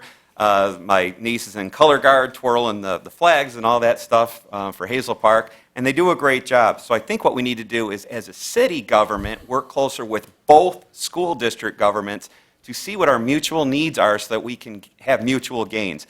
Only through that, I think, will we be able to actually support each other and grow diversity and enrichment in both of our school districts. Thank you. Mr. Butoff? In assisting schools with diversity improvement, we need to ensure that our school board is balanced and knowledgeable about the needs of those schools, and also what we are seeing when people, when the kids are graduating, we see these diverse kids leaving, and they're taking their families with them. They graduated, and now their family, who didn't want to move them out of the district, is now in a position where they're saying, okay, we can sell our house and get out of this crazy town. So it's important that that's not the case, and we're keeping those diverse families in Ferndale. In terms of my work with schools, I have not done any yet. I am a gay man, and it is extremely expensive to have a child. So, Thank you. Thank you. Ms. Daher? So, as it's already been kind of mentioned so far, diversity in schools comes from diversity in our cities. So how do we increase the diversity in our city? Well, one, we need to invest in our affordability and public housing, creating green, sustainable public housing. Another thing that hasn't been touched on was that there was a study regarding housing affordability, and one of the specifics that was mentioned was that people who work in Ferndale cannot afford to live in Ferndale. If we want to increase diversity, we need to encourage jobs that come to this city that will allow people to live here, work here, and raise their families here, therefore sending their children to the schools in our city, because I believe that our Ferndale schools are great. We just haven't had the chance to share that with others in the area and let them know that we are of that same caliber that other schools in Berkeley and Troy have. Thank you. Mr. Flores? So I believe what we have is that we have a PR issue. So I've knocked on over 1,000 doors in the last 60, 70 days and come in contact with a lot of families who have told me that they love the Ferndale school districts and that they're so proud to be in a school system that is as diverse as our school system is. Let's remember, the Ferndale schools not only support students in Ferndale, they actually support students from other communities, including Detroit. So the diversity does exist within our Ferndale schools or schools districts, and what families have shared with me is that over the last 5 years, there has been dramatic improvements in our school districts. So I strongly believe that what we need to do is that we need to promote our schools, and that's done with strong alignment with our city, and making sure that as we are trying to attract residents into our community, that we're advocating and sharing the successes that we had in the school district. That's how we'll attract new families with children and retain the current families and avoid them from going to other neighborhoods like further north on Woodward. Thank you. Ms. James? Sure, this is a really easy question because the answer is we keep doing what we've been doing. Our schools have made tremendous progress in the last several years in reducing inequality in our school system. Some people don't realize some of the overt and bastions of racism over the years that sort of still existed in our Ferndale schools until recently, when they were sort of recalibrated and made more equitable for all students. I've been involved, I have a 2-year-old, right? So I don't have a kid in Ferndale schools yet, but I've been involved in 2 strategic planning processes because whether or not I decided to have kids, it was important to me that we have a vibrant school system that supports our community. I've been involved through Ferndale Inclusion Network of doing focus groups at the high school of both kids of color and kids who are not of color to find out what their thoughts are about racism in the community and what they're dealing with. I also helped run some meetings with the relocation of UHS High School from one location to another to help ease any tensions around that issue. Thank you. Ms. Leaks-May? So a few years back when I was on the school board, I was involved in the strategic planning as a school board member. And I'm so proud to say that we were responsible for the actually desegregation of exclusive programming in schools. And what that did was allow for equitable education opportunities for all of our students.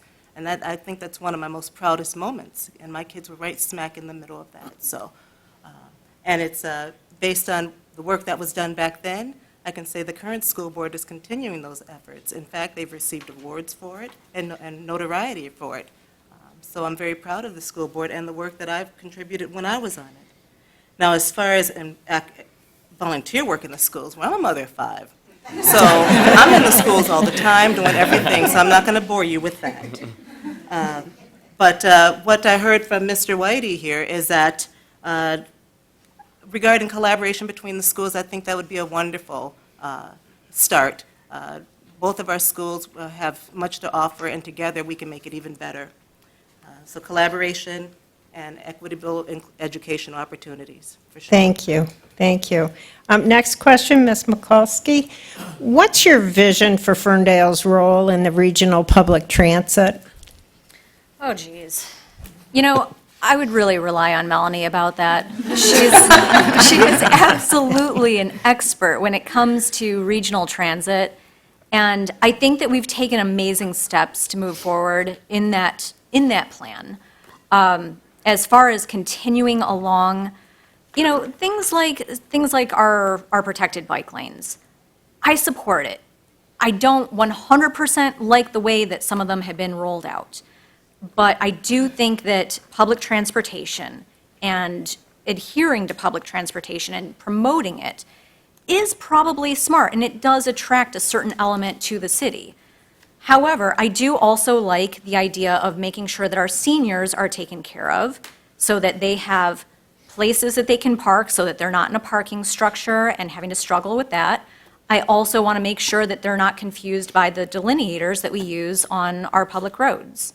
So again, I would rely heavily on Melanie, but I would also be weighing in pretty heavily myself. Thank you. Ms. Wessels?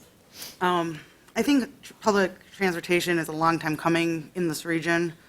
I think it would be great if we could get something that went from Pontiac to Detroit, and you could stop in the middle of downtown Ferndale. I think you would get a lot of crossover business. You would get, it would just be a really good thing. Like, I personally would be able, like, if I could walk up and go downtown, it would be awesome.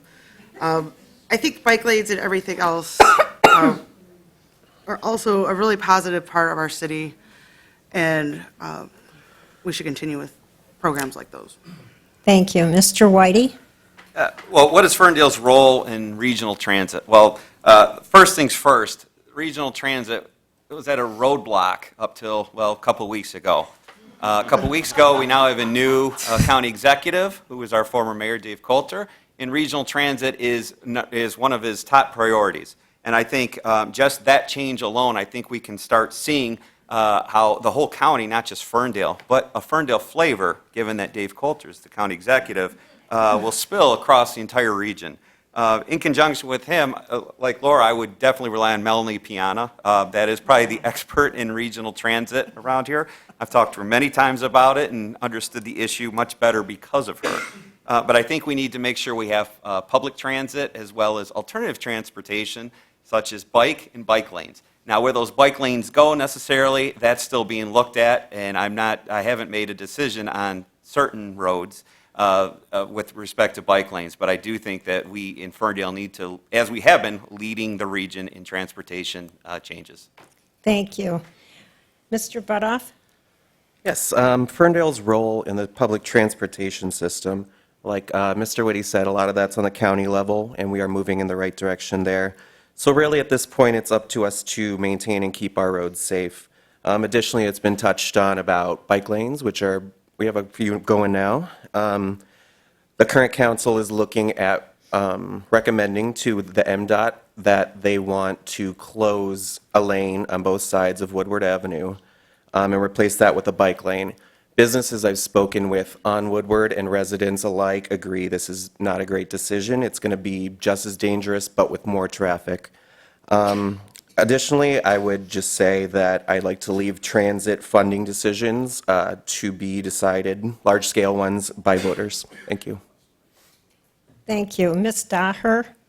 So I moved to Ferndale because it was centrally located for me. I have family that lives in Dearborn Heights. I work out in Troy, Grosse Pointe, Royal Oak, Farmington Hills. Yes, I could keep going.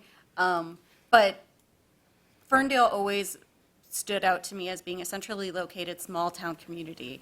And I think we need to also be the hub of regional transport in the southwest area because we are so centrally located. We need to push our county for implementing regional transportation. That means trains, buses that are green, sustainable, electric. We also need to ensure that those are services that are affordable, that they cover a large area for people to access them, not just off of Woodward alone, but off of other main streets within Ferndale as well. And I also think that we need to acknowledge that it's time that we address this because climate change is real.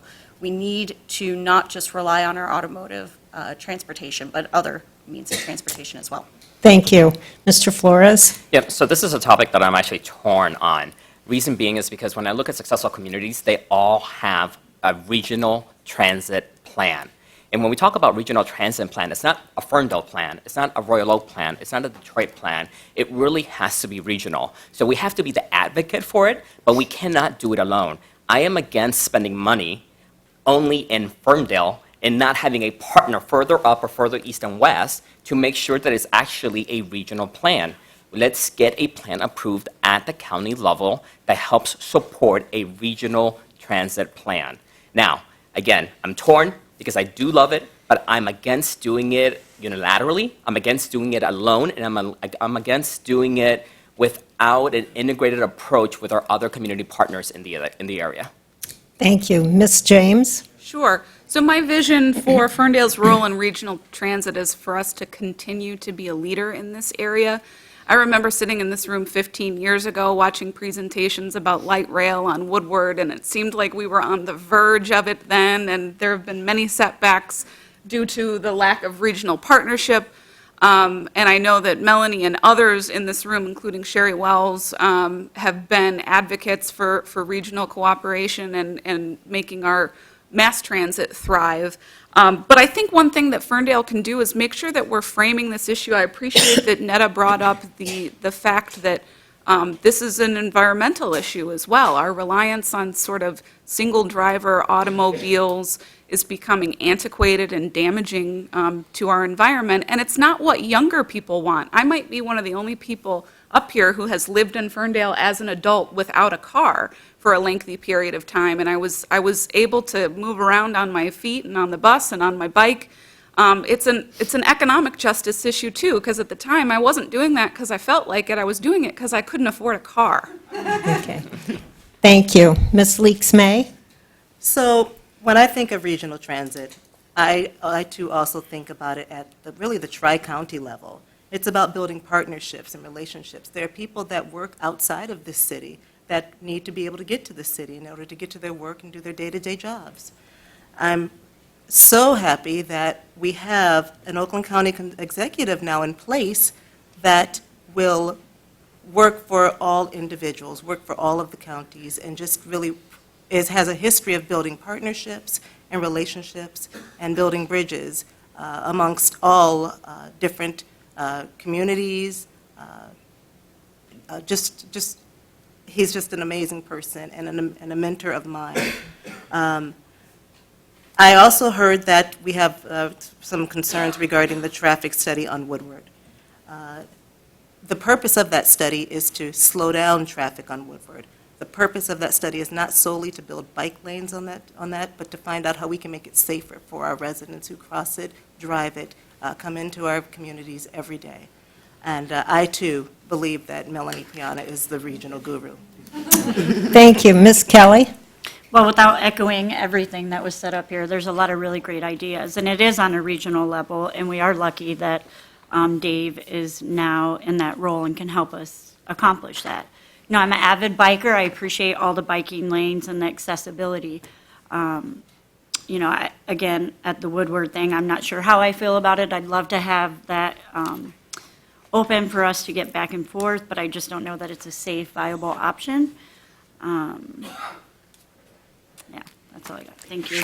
Thank you. Ms. Wessels, we're going to start with you. Our question is, what are your thoughts for combating the rat problem? Well, you started with the wrong person.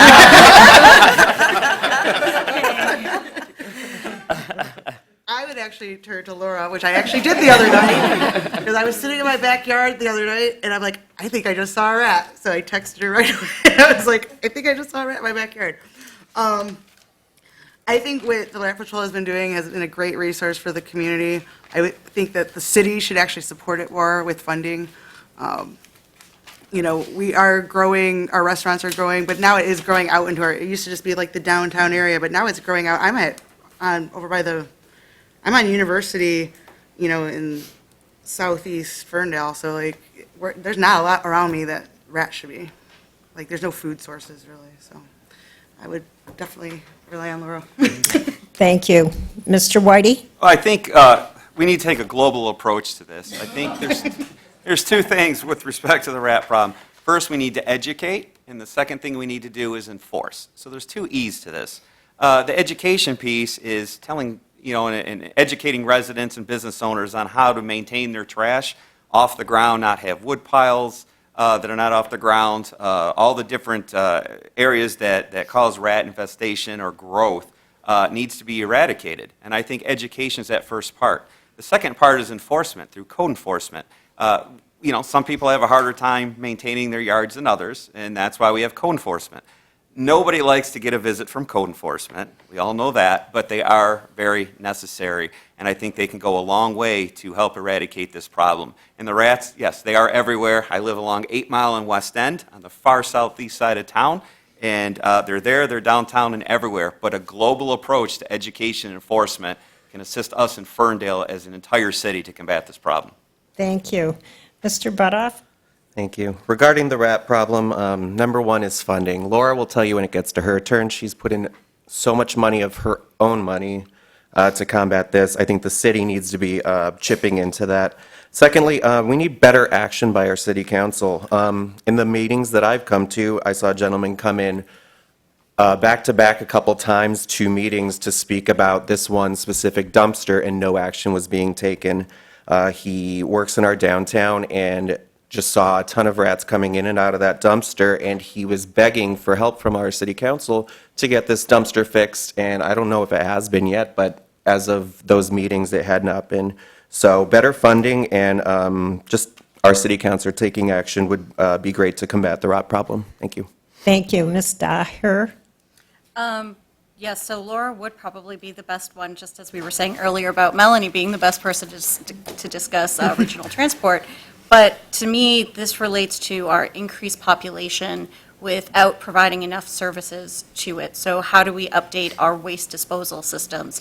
How do we focus on our trash compactors in the city and ensure that they are well-maintained and working properly? How do we enforce that those who use our trash compactors are not damaging it and following those rules that are associated with them? Already, our city manager has discussed how to update those trash compactors and how to enforce them, and that is an idea that I very much support needing to go through with. I also think that we need to remember that many people here in Ferndale have beloved pets. We need to ensure that our methods that we're using to control the rat population is a humane one.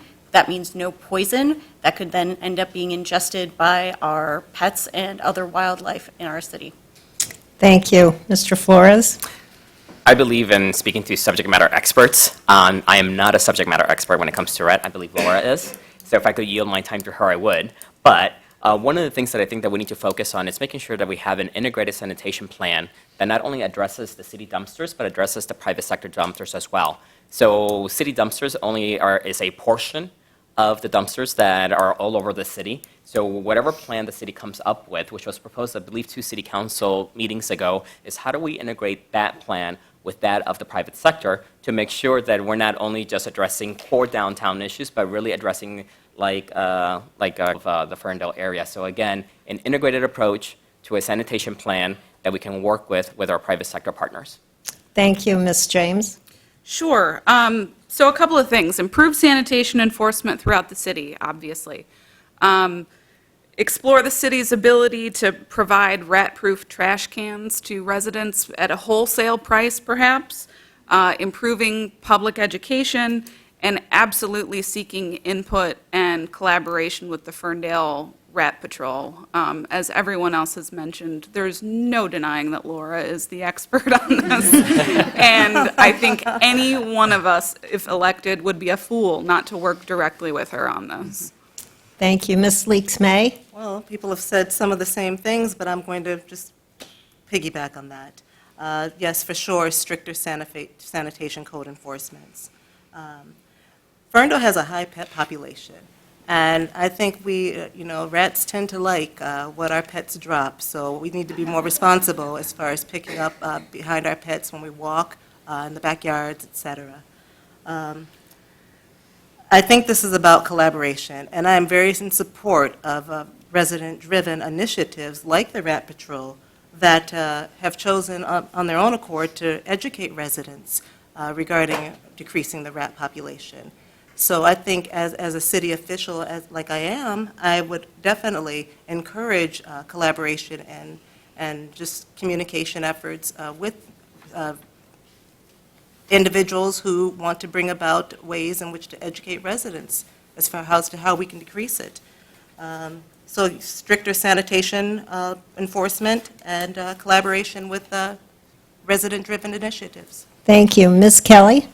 Well, like everyone said, Laura is the expert, so I won't keep you long so we can see what her answer is going to be.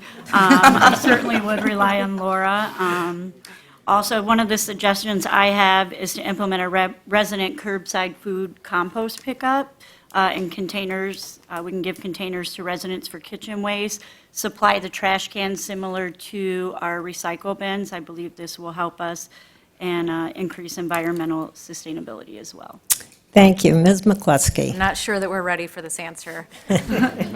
So, number one, I would work with Dr. Robert Corrigan. I've been working with Dr. Robert Corrigan. He's a leading rodentologist, if you believe it or not. That's a thing. And he works worldwide. And he has instructed me on what we need to do. Those things they're pretty simple. Education, empowerment, and elimination. Elimination is always the last thing on the list. So we educate our populace. We empower our residents to make sure that our residents are making the right choices when it comes to prevention, when it comes to elimination. We're also doing basic things like dumpster enforcement, having cameras that actually function and can catch people putting things into the dumpsters that they're not supposed to put in there, providing access keys, providing the actual enforcement of the code along with the dumpsters. Also, rat-proof trash cans. It's a no-brainer. We should have done it a long time ago. It is the best return on investment that we can possibly have. It's been proven time and time again. Centerline, Warren, you name it. They're all doing it, and it works. Thank you. Thank you. Mr. Whitey, this is the final question. So, what are your thoughts on removing parking minimum ordinances and increasing parking for those with disabilities? Well, I think it's important to make sure that we have accommodations in parking for people with disabilities. There's many federal and state acts which require that, but we should do it because it's the decent and right thing to do. I understand parking is an issue here, and I understand that we do need parking. I've been frustrated many times going to try to shop downtown at certain times or go out and not being able to park. So I believe that parking is an essential issue here in Ferndale, and I think right now we're feeling that pinch while the construction is occurring on West Troy for that structure there. However, I think as soon as we can get that up, we're going to get some relief. But I do believe that we should take our public lands and make sure that it is accessible for all, and that the city will maintain it and not sell it to any private entity to build on, but to maintain services, parking services for our residents, and not only that, our visitors who come to town while they don't live here, but they contribute to the money, and in turn that tax base, which reduces taxes for all of us. Thank you. Thank you. Mr. Butoff? Thank you. It's pretty simple regarding parking for people with disabilities. We just need to maintain the spots we currently have and to continue to invest in those. Additionally, we need to enforce abuse of people taking advantage of those spots. And that's pretty much it. Thank you. Thank you, Ms. Daher. So one thing we need to increase our parking, that is definitely goes without a doubt. But we also need to reduce barriers related to our parking. We rely heavily on digital apps in order to pay for parking. I know of people who have received parking tickets just walking to the meter behind the Rust Belt Market while going to pay for parking. But we also need to reduce the cost of parking. I think that's one of the biggest issues we have right now. People who work downtown have to pay for parking while they are on the job, and it's one of those things that's eating and leaching away from their pay. Another aspect that we need to refer to is the public transit. Why increase all of our parking when we could also increase access to our downtown area via public transit? So this ties in importantly with our need for regional transportation. Thank you. Thank you. Mr. Flores? I think that I will echo what everybody else on this table will say, is that basically accommodations for people who need them is would be supported. In terms of removing parking minimum ordinances, is making sure that we understand the people that are visiting our city and why they are visiting our city. So if there's people who are visiting our city to only stay here for 1 or 2 hours, then I believe that there's a separate strategy than somebody who is going to be here for a much longer period of time. As it was previously brought up, is if there's somebody who's here coming to work, then there's a different approach to those parking needs. So I think that really what we need to do is that we need to understand who is visiting our city, who's requiring that parking, and how do we address those based on the needs that are being required by those who are visiting our city. Thank you. Ms. James? Sure. First, on the topic of parking minimum ordinances, I hope I'm addressing the right ordinance. If I understand the question correctly, we do have an ordinance that requires, in order to open certain businesses, you have to have a certain number of minimum parking within, some kind of a range from that business, which has stymied development on West Marshall, where there's not a lot of parking, but there might be some desire or need for some small, really community-based, hyper-local businesses that people would be walking and primarily biking to. We might need to re-examine whether or not that ordinance applies in situations like that. In terms of parking for people with disabilities, I've spoken to some folks about needs for people with disabilities in our businesses. I haven't heard a specific concern about parking, and I would be really interested in conducting a focus group of community members and even visitors and people who work in the community with disabilities to find out what needs aren't being met and what we can do to meet them. Thank you. Ms. Leaks May? So the ordinance, just so everyone knows, is called Parking in Lieu. And the purpose of that ordinance was to promote businesses to branch out into our other our other communities, maybe more on the east side. Woodward is packed, so the point was to encourage businesses to move outward into our community. I think now it may need to be revisited because, again, Woodward's packed, and we really need to consider how we can promote other areas of our community.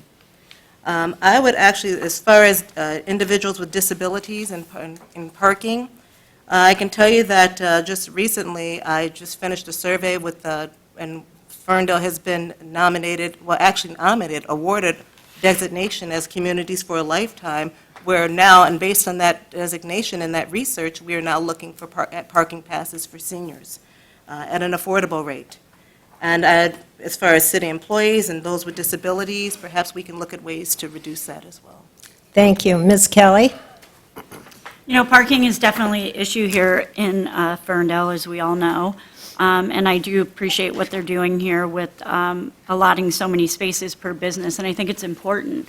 We also have to follow up with those businesses. I was talking to a resident the other day who lives over off of Hilton, and there's a new business that recently went in, and they're parking up and down his street because there's just not enough parking. So we need to make sure that what the business tells us is true and enforce that. As far as the handicap parking, we have one spot on 9 Mile right now. My father's handicapped, and it's difficult when we come in town. We have to drive here and we have to park, and there's not a lot of spaces. So we definitely need to take a look at that and reevaluate that. And I'm also not opposed to handicap having free parking as well. It's very difficult for a senior and some other, people who are handicapped to use those machines. My father struggles every single time. So we definitely need to take a look at that. Thank you. Ms. McCluskey? So to be inclusive, we do need to make sure that we have handicap spaces and that we have ADA compliant machines that can be accessed by people. And additionally, I'm familiar with the businesses that Kat was talking about on West Marshall. And the parking minimum ordinance, if I'm getting that correct, that has been a serious issue for those businesses. They can't expand, they can't open, they can't really maintain because they aren't able to provide enough parking alongside those businesses. I think it's probably high time that we revisit it, and the sooner the better. Thank you. Thank you, Ms. Wessels. My understanding of the parking minimum ordinance is to actually, so you put a business in, and it has like 9 spots. That's so you don't get the overparking. We should look at it, because I think we're still getting the overparking per business. I know the Hilton or the Marshall businesses too. It would be great to see those 3 buildings open up and have like a coffee house or something that people can go to. So maybe looking at it per business in whatever district in the area. I don't know actually how the ordinance is written out. And then accessibility, I know there's state guidelines for that, but the more we can have accessibility, the better it is for our citizens. We do have an older population, and I understand what Rose is saying. I have elderly parents too. They walk with canes. It's very hard to get them around. So, closer parking is the best. Thanks. Thank you. That concludes the question portion of our evening. We're now going to have 1-minute closing statements in reverse order. So we're going to start with Mr. Whitey. First, thank you, everybody, for attending and to the league for hosting this. I also want to recognize Kelly, Laura, and Mary Ann and pledge my support no matter who wins out of our race. They will have my support if one of them win, and I'm sure I'll have theirs if I do. What I bring to the table is diversity. I bring diverse experience. I'm a former police officer, an advanced emergency medical technician, a lawyer that focuses on indigent defense, and emergency management coordinator. Along with that comes all the knowledge and skill that's required of a council member. I'm not a single issue candidate. I believe in housing, controlling the rats, dealing with the parking issues, but we have to deal with budgets. One thing we didn't get to tonight is trains. That didn't come up tonight yet, and that's something that still needs to be worked on. So there's a lot of issues out there. I've been in Ferndale for a long, long time. I am pretty much a tried and true Ferndale boy. I've seen Ferndale of the past. I've seen the mistakes we've made and the growth we've made. I want to make sure we don't repeat those mistakes and instead maintain that growth and increasing our community services with citizen engagement. I'd ask for your vote, Dennis Whitey, for the 2-year term on November 5th. Thank you. Thank you. Ms. Wessels? Hi, it was wonderful to get to know everyone this evening. I hope this forum has given the voters something to think about in November. I wish to touch on the issue still of that I truly believe we have to make informed and critical decisions to manage the amazing growth in the city that we've seen so far. It is essential to ensure that making the choices that benefit all Ferndale residents and businesses. By making these crucial decisions about development, we have directly affect our residents' housing and business district needs. I believe change starts at home. I've been proud to call Ferndale my home for nearly 2 decades. I'm passionate about the community and engaged and eager to play a part in helping the continue its thrive. I messed up. Helping it continue. As you can tell, I am not a good public speaker. I'm really more of a behind-the-scenes person. So, but I would love to help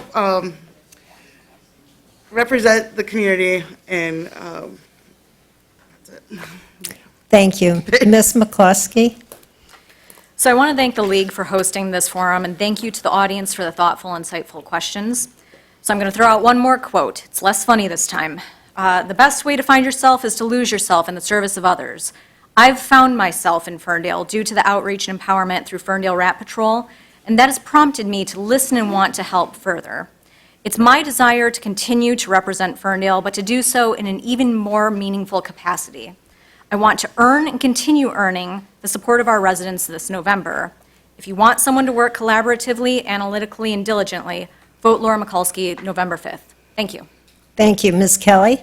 Thank you again to the Women League of Voters for this opportunity. While I may not be a career politician or a great forum speaker, as I learned tonight, I do know that I'm a leader and a team builder, and most importantly, I constantly work to bring everyone to the table to make informed, collaborative decisions. I understand that many of our residents don't feel heard, and I want to change that. I'm here to listen and be the voice for the community. I may not have all the answers, but I do have the passion and drive to wake up every single day and fight for this community.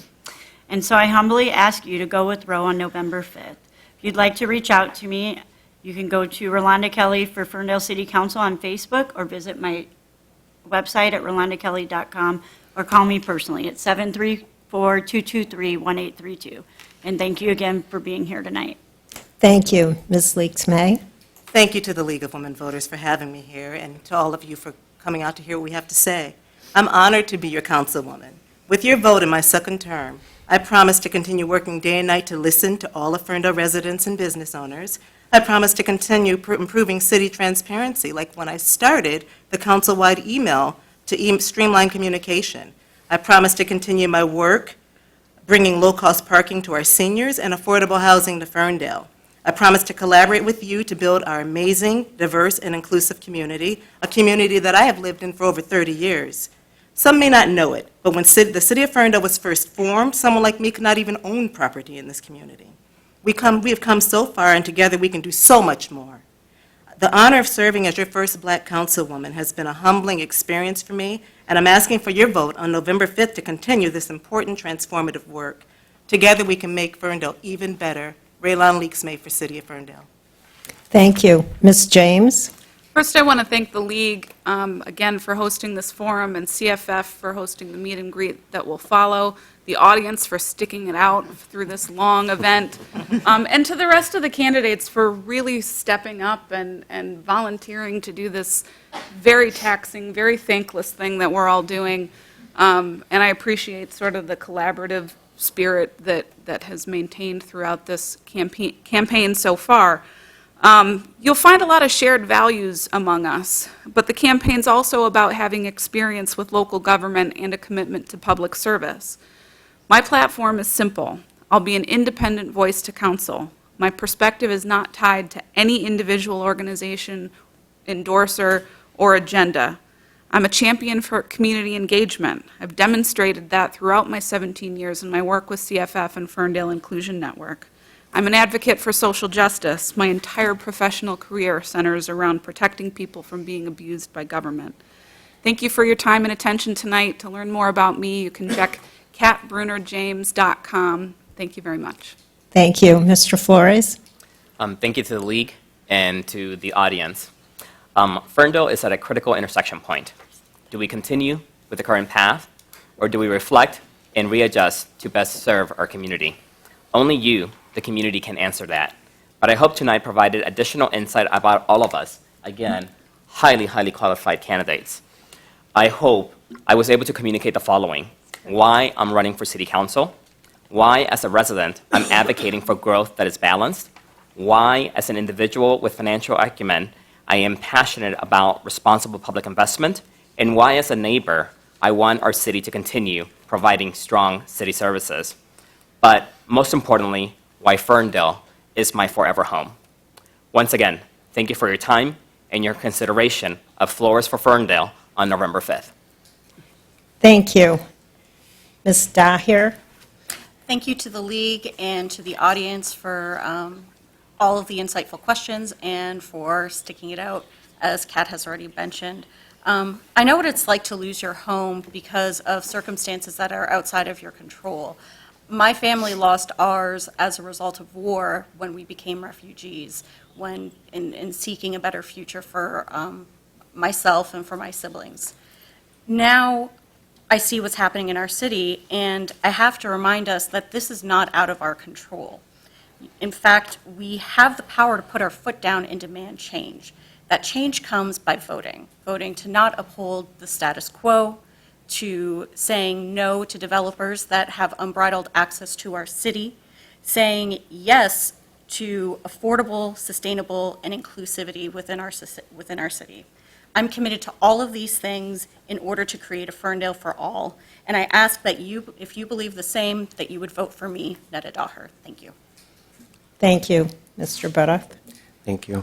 Thank you again to everybody who came out and everybody involved in putting this together. My decision to run was to be a voice for the everyday resident. In my limited interaction with our government, I got the impression just the little guy doesn't matter. They're putting corporations and big developments over your regular residents. I was a key voice in the opposition to the Baker project, of which over 90% of the city in unofficial polls showed we're in opposition of that. I am running to be a truly independent voice and to vote directly in line with the views of our citizens. I want to see housing be more affordable. I want to see lower taxes. I want to see common sense spending that brings those taxes down to a city level. I hope you'll join me in the fall in sending a message to our city that we're ready for some change. You know how current council has voted these past few years, and actions do speak louder than words. See through the rhetoric and the empty promises. It's somebody else's turn to make our city great, and it's time we had a council that worked for everyone. Thank you very much. Thank you. I want to remind the audience that of the panel in front of us, 5 of the candidates are running for the 4-year council member. In the November election, you will vote for 2. Those candidates include Mr. Butoff, Ms. Daher, Mr. Flores, Ms. Bruner James, and Ms. Leaks May. The remaining 4 candidates are running for a term that's ending January 1st, 2022. You will vote for 1 of those 4 candidates. They include Rolanda Kelly, Laura McCluskey, Marianne Wessels, and Dennis Whitey. This concludes our forum. The League of Women Voters would like to thank the audience, the candidates, and M1 Studios for making this forum possible. For further nonpartisan information on these candidates, check the League's website for our voter guide at lwvoa.org. When known, rebroadcasting times of this forum will be on the League of Women Voters Oakland area website. The League of Women Voters is funded by contributions from concerned businesses and citizens. Our membership is open to men and women over the age of 16. Remember to vote on November 5th. Democracy is not a spectator sport. As a final reminder, there is a meet and greet in this room immediately following this forum. Thank you all very much. Yeah.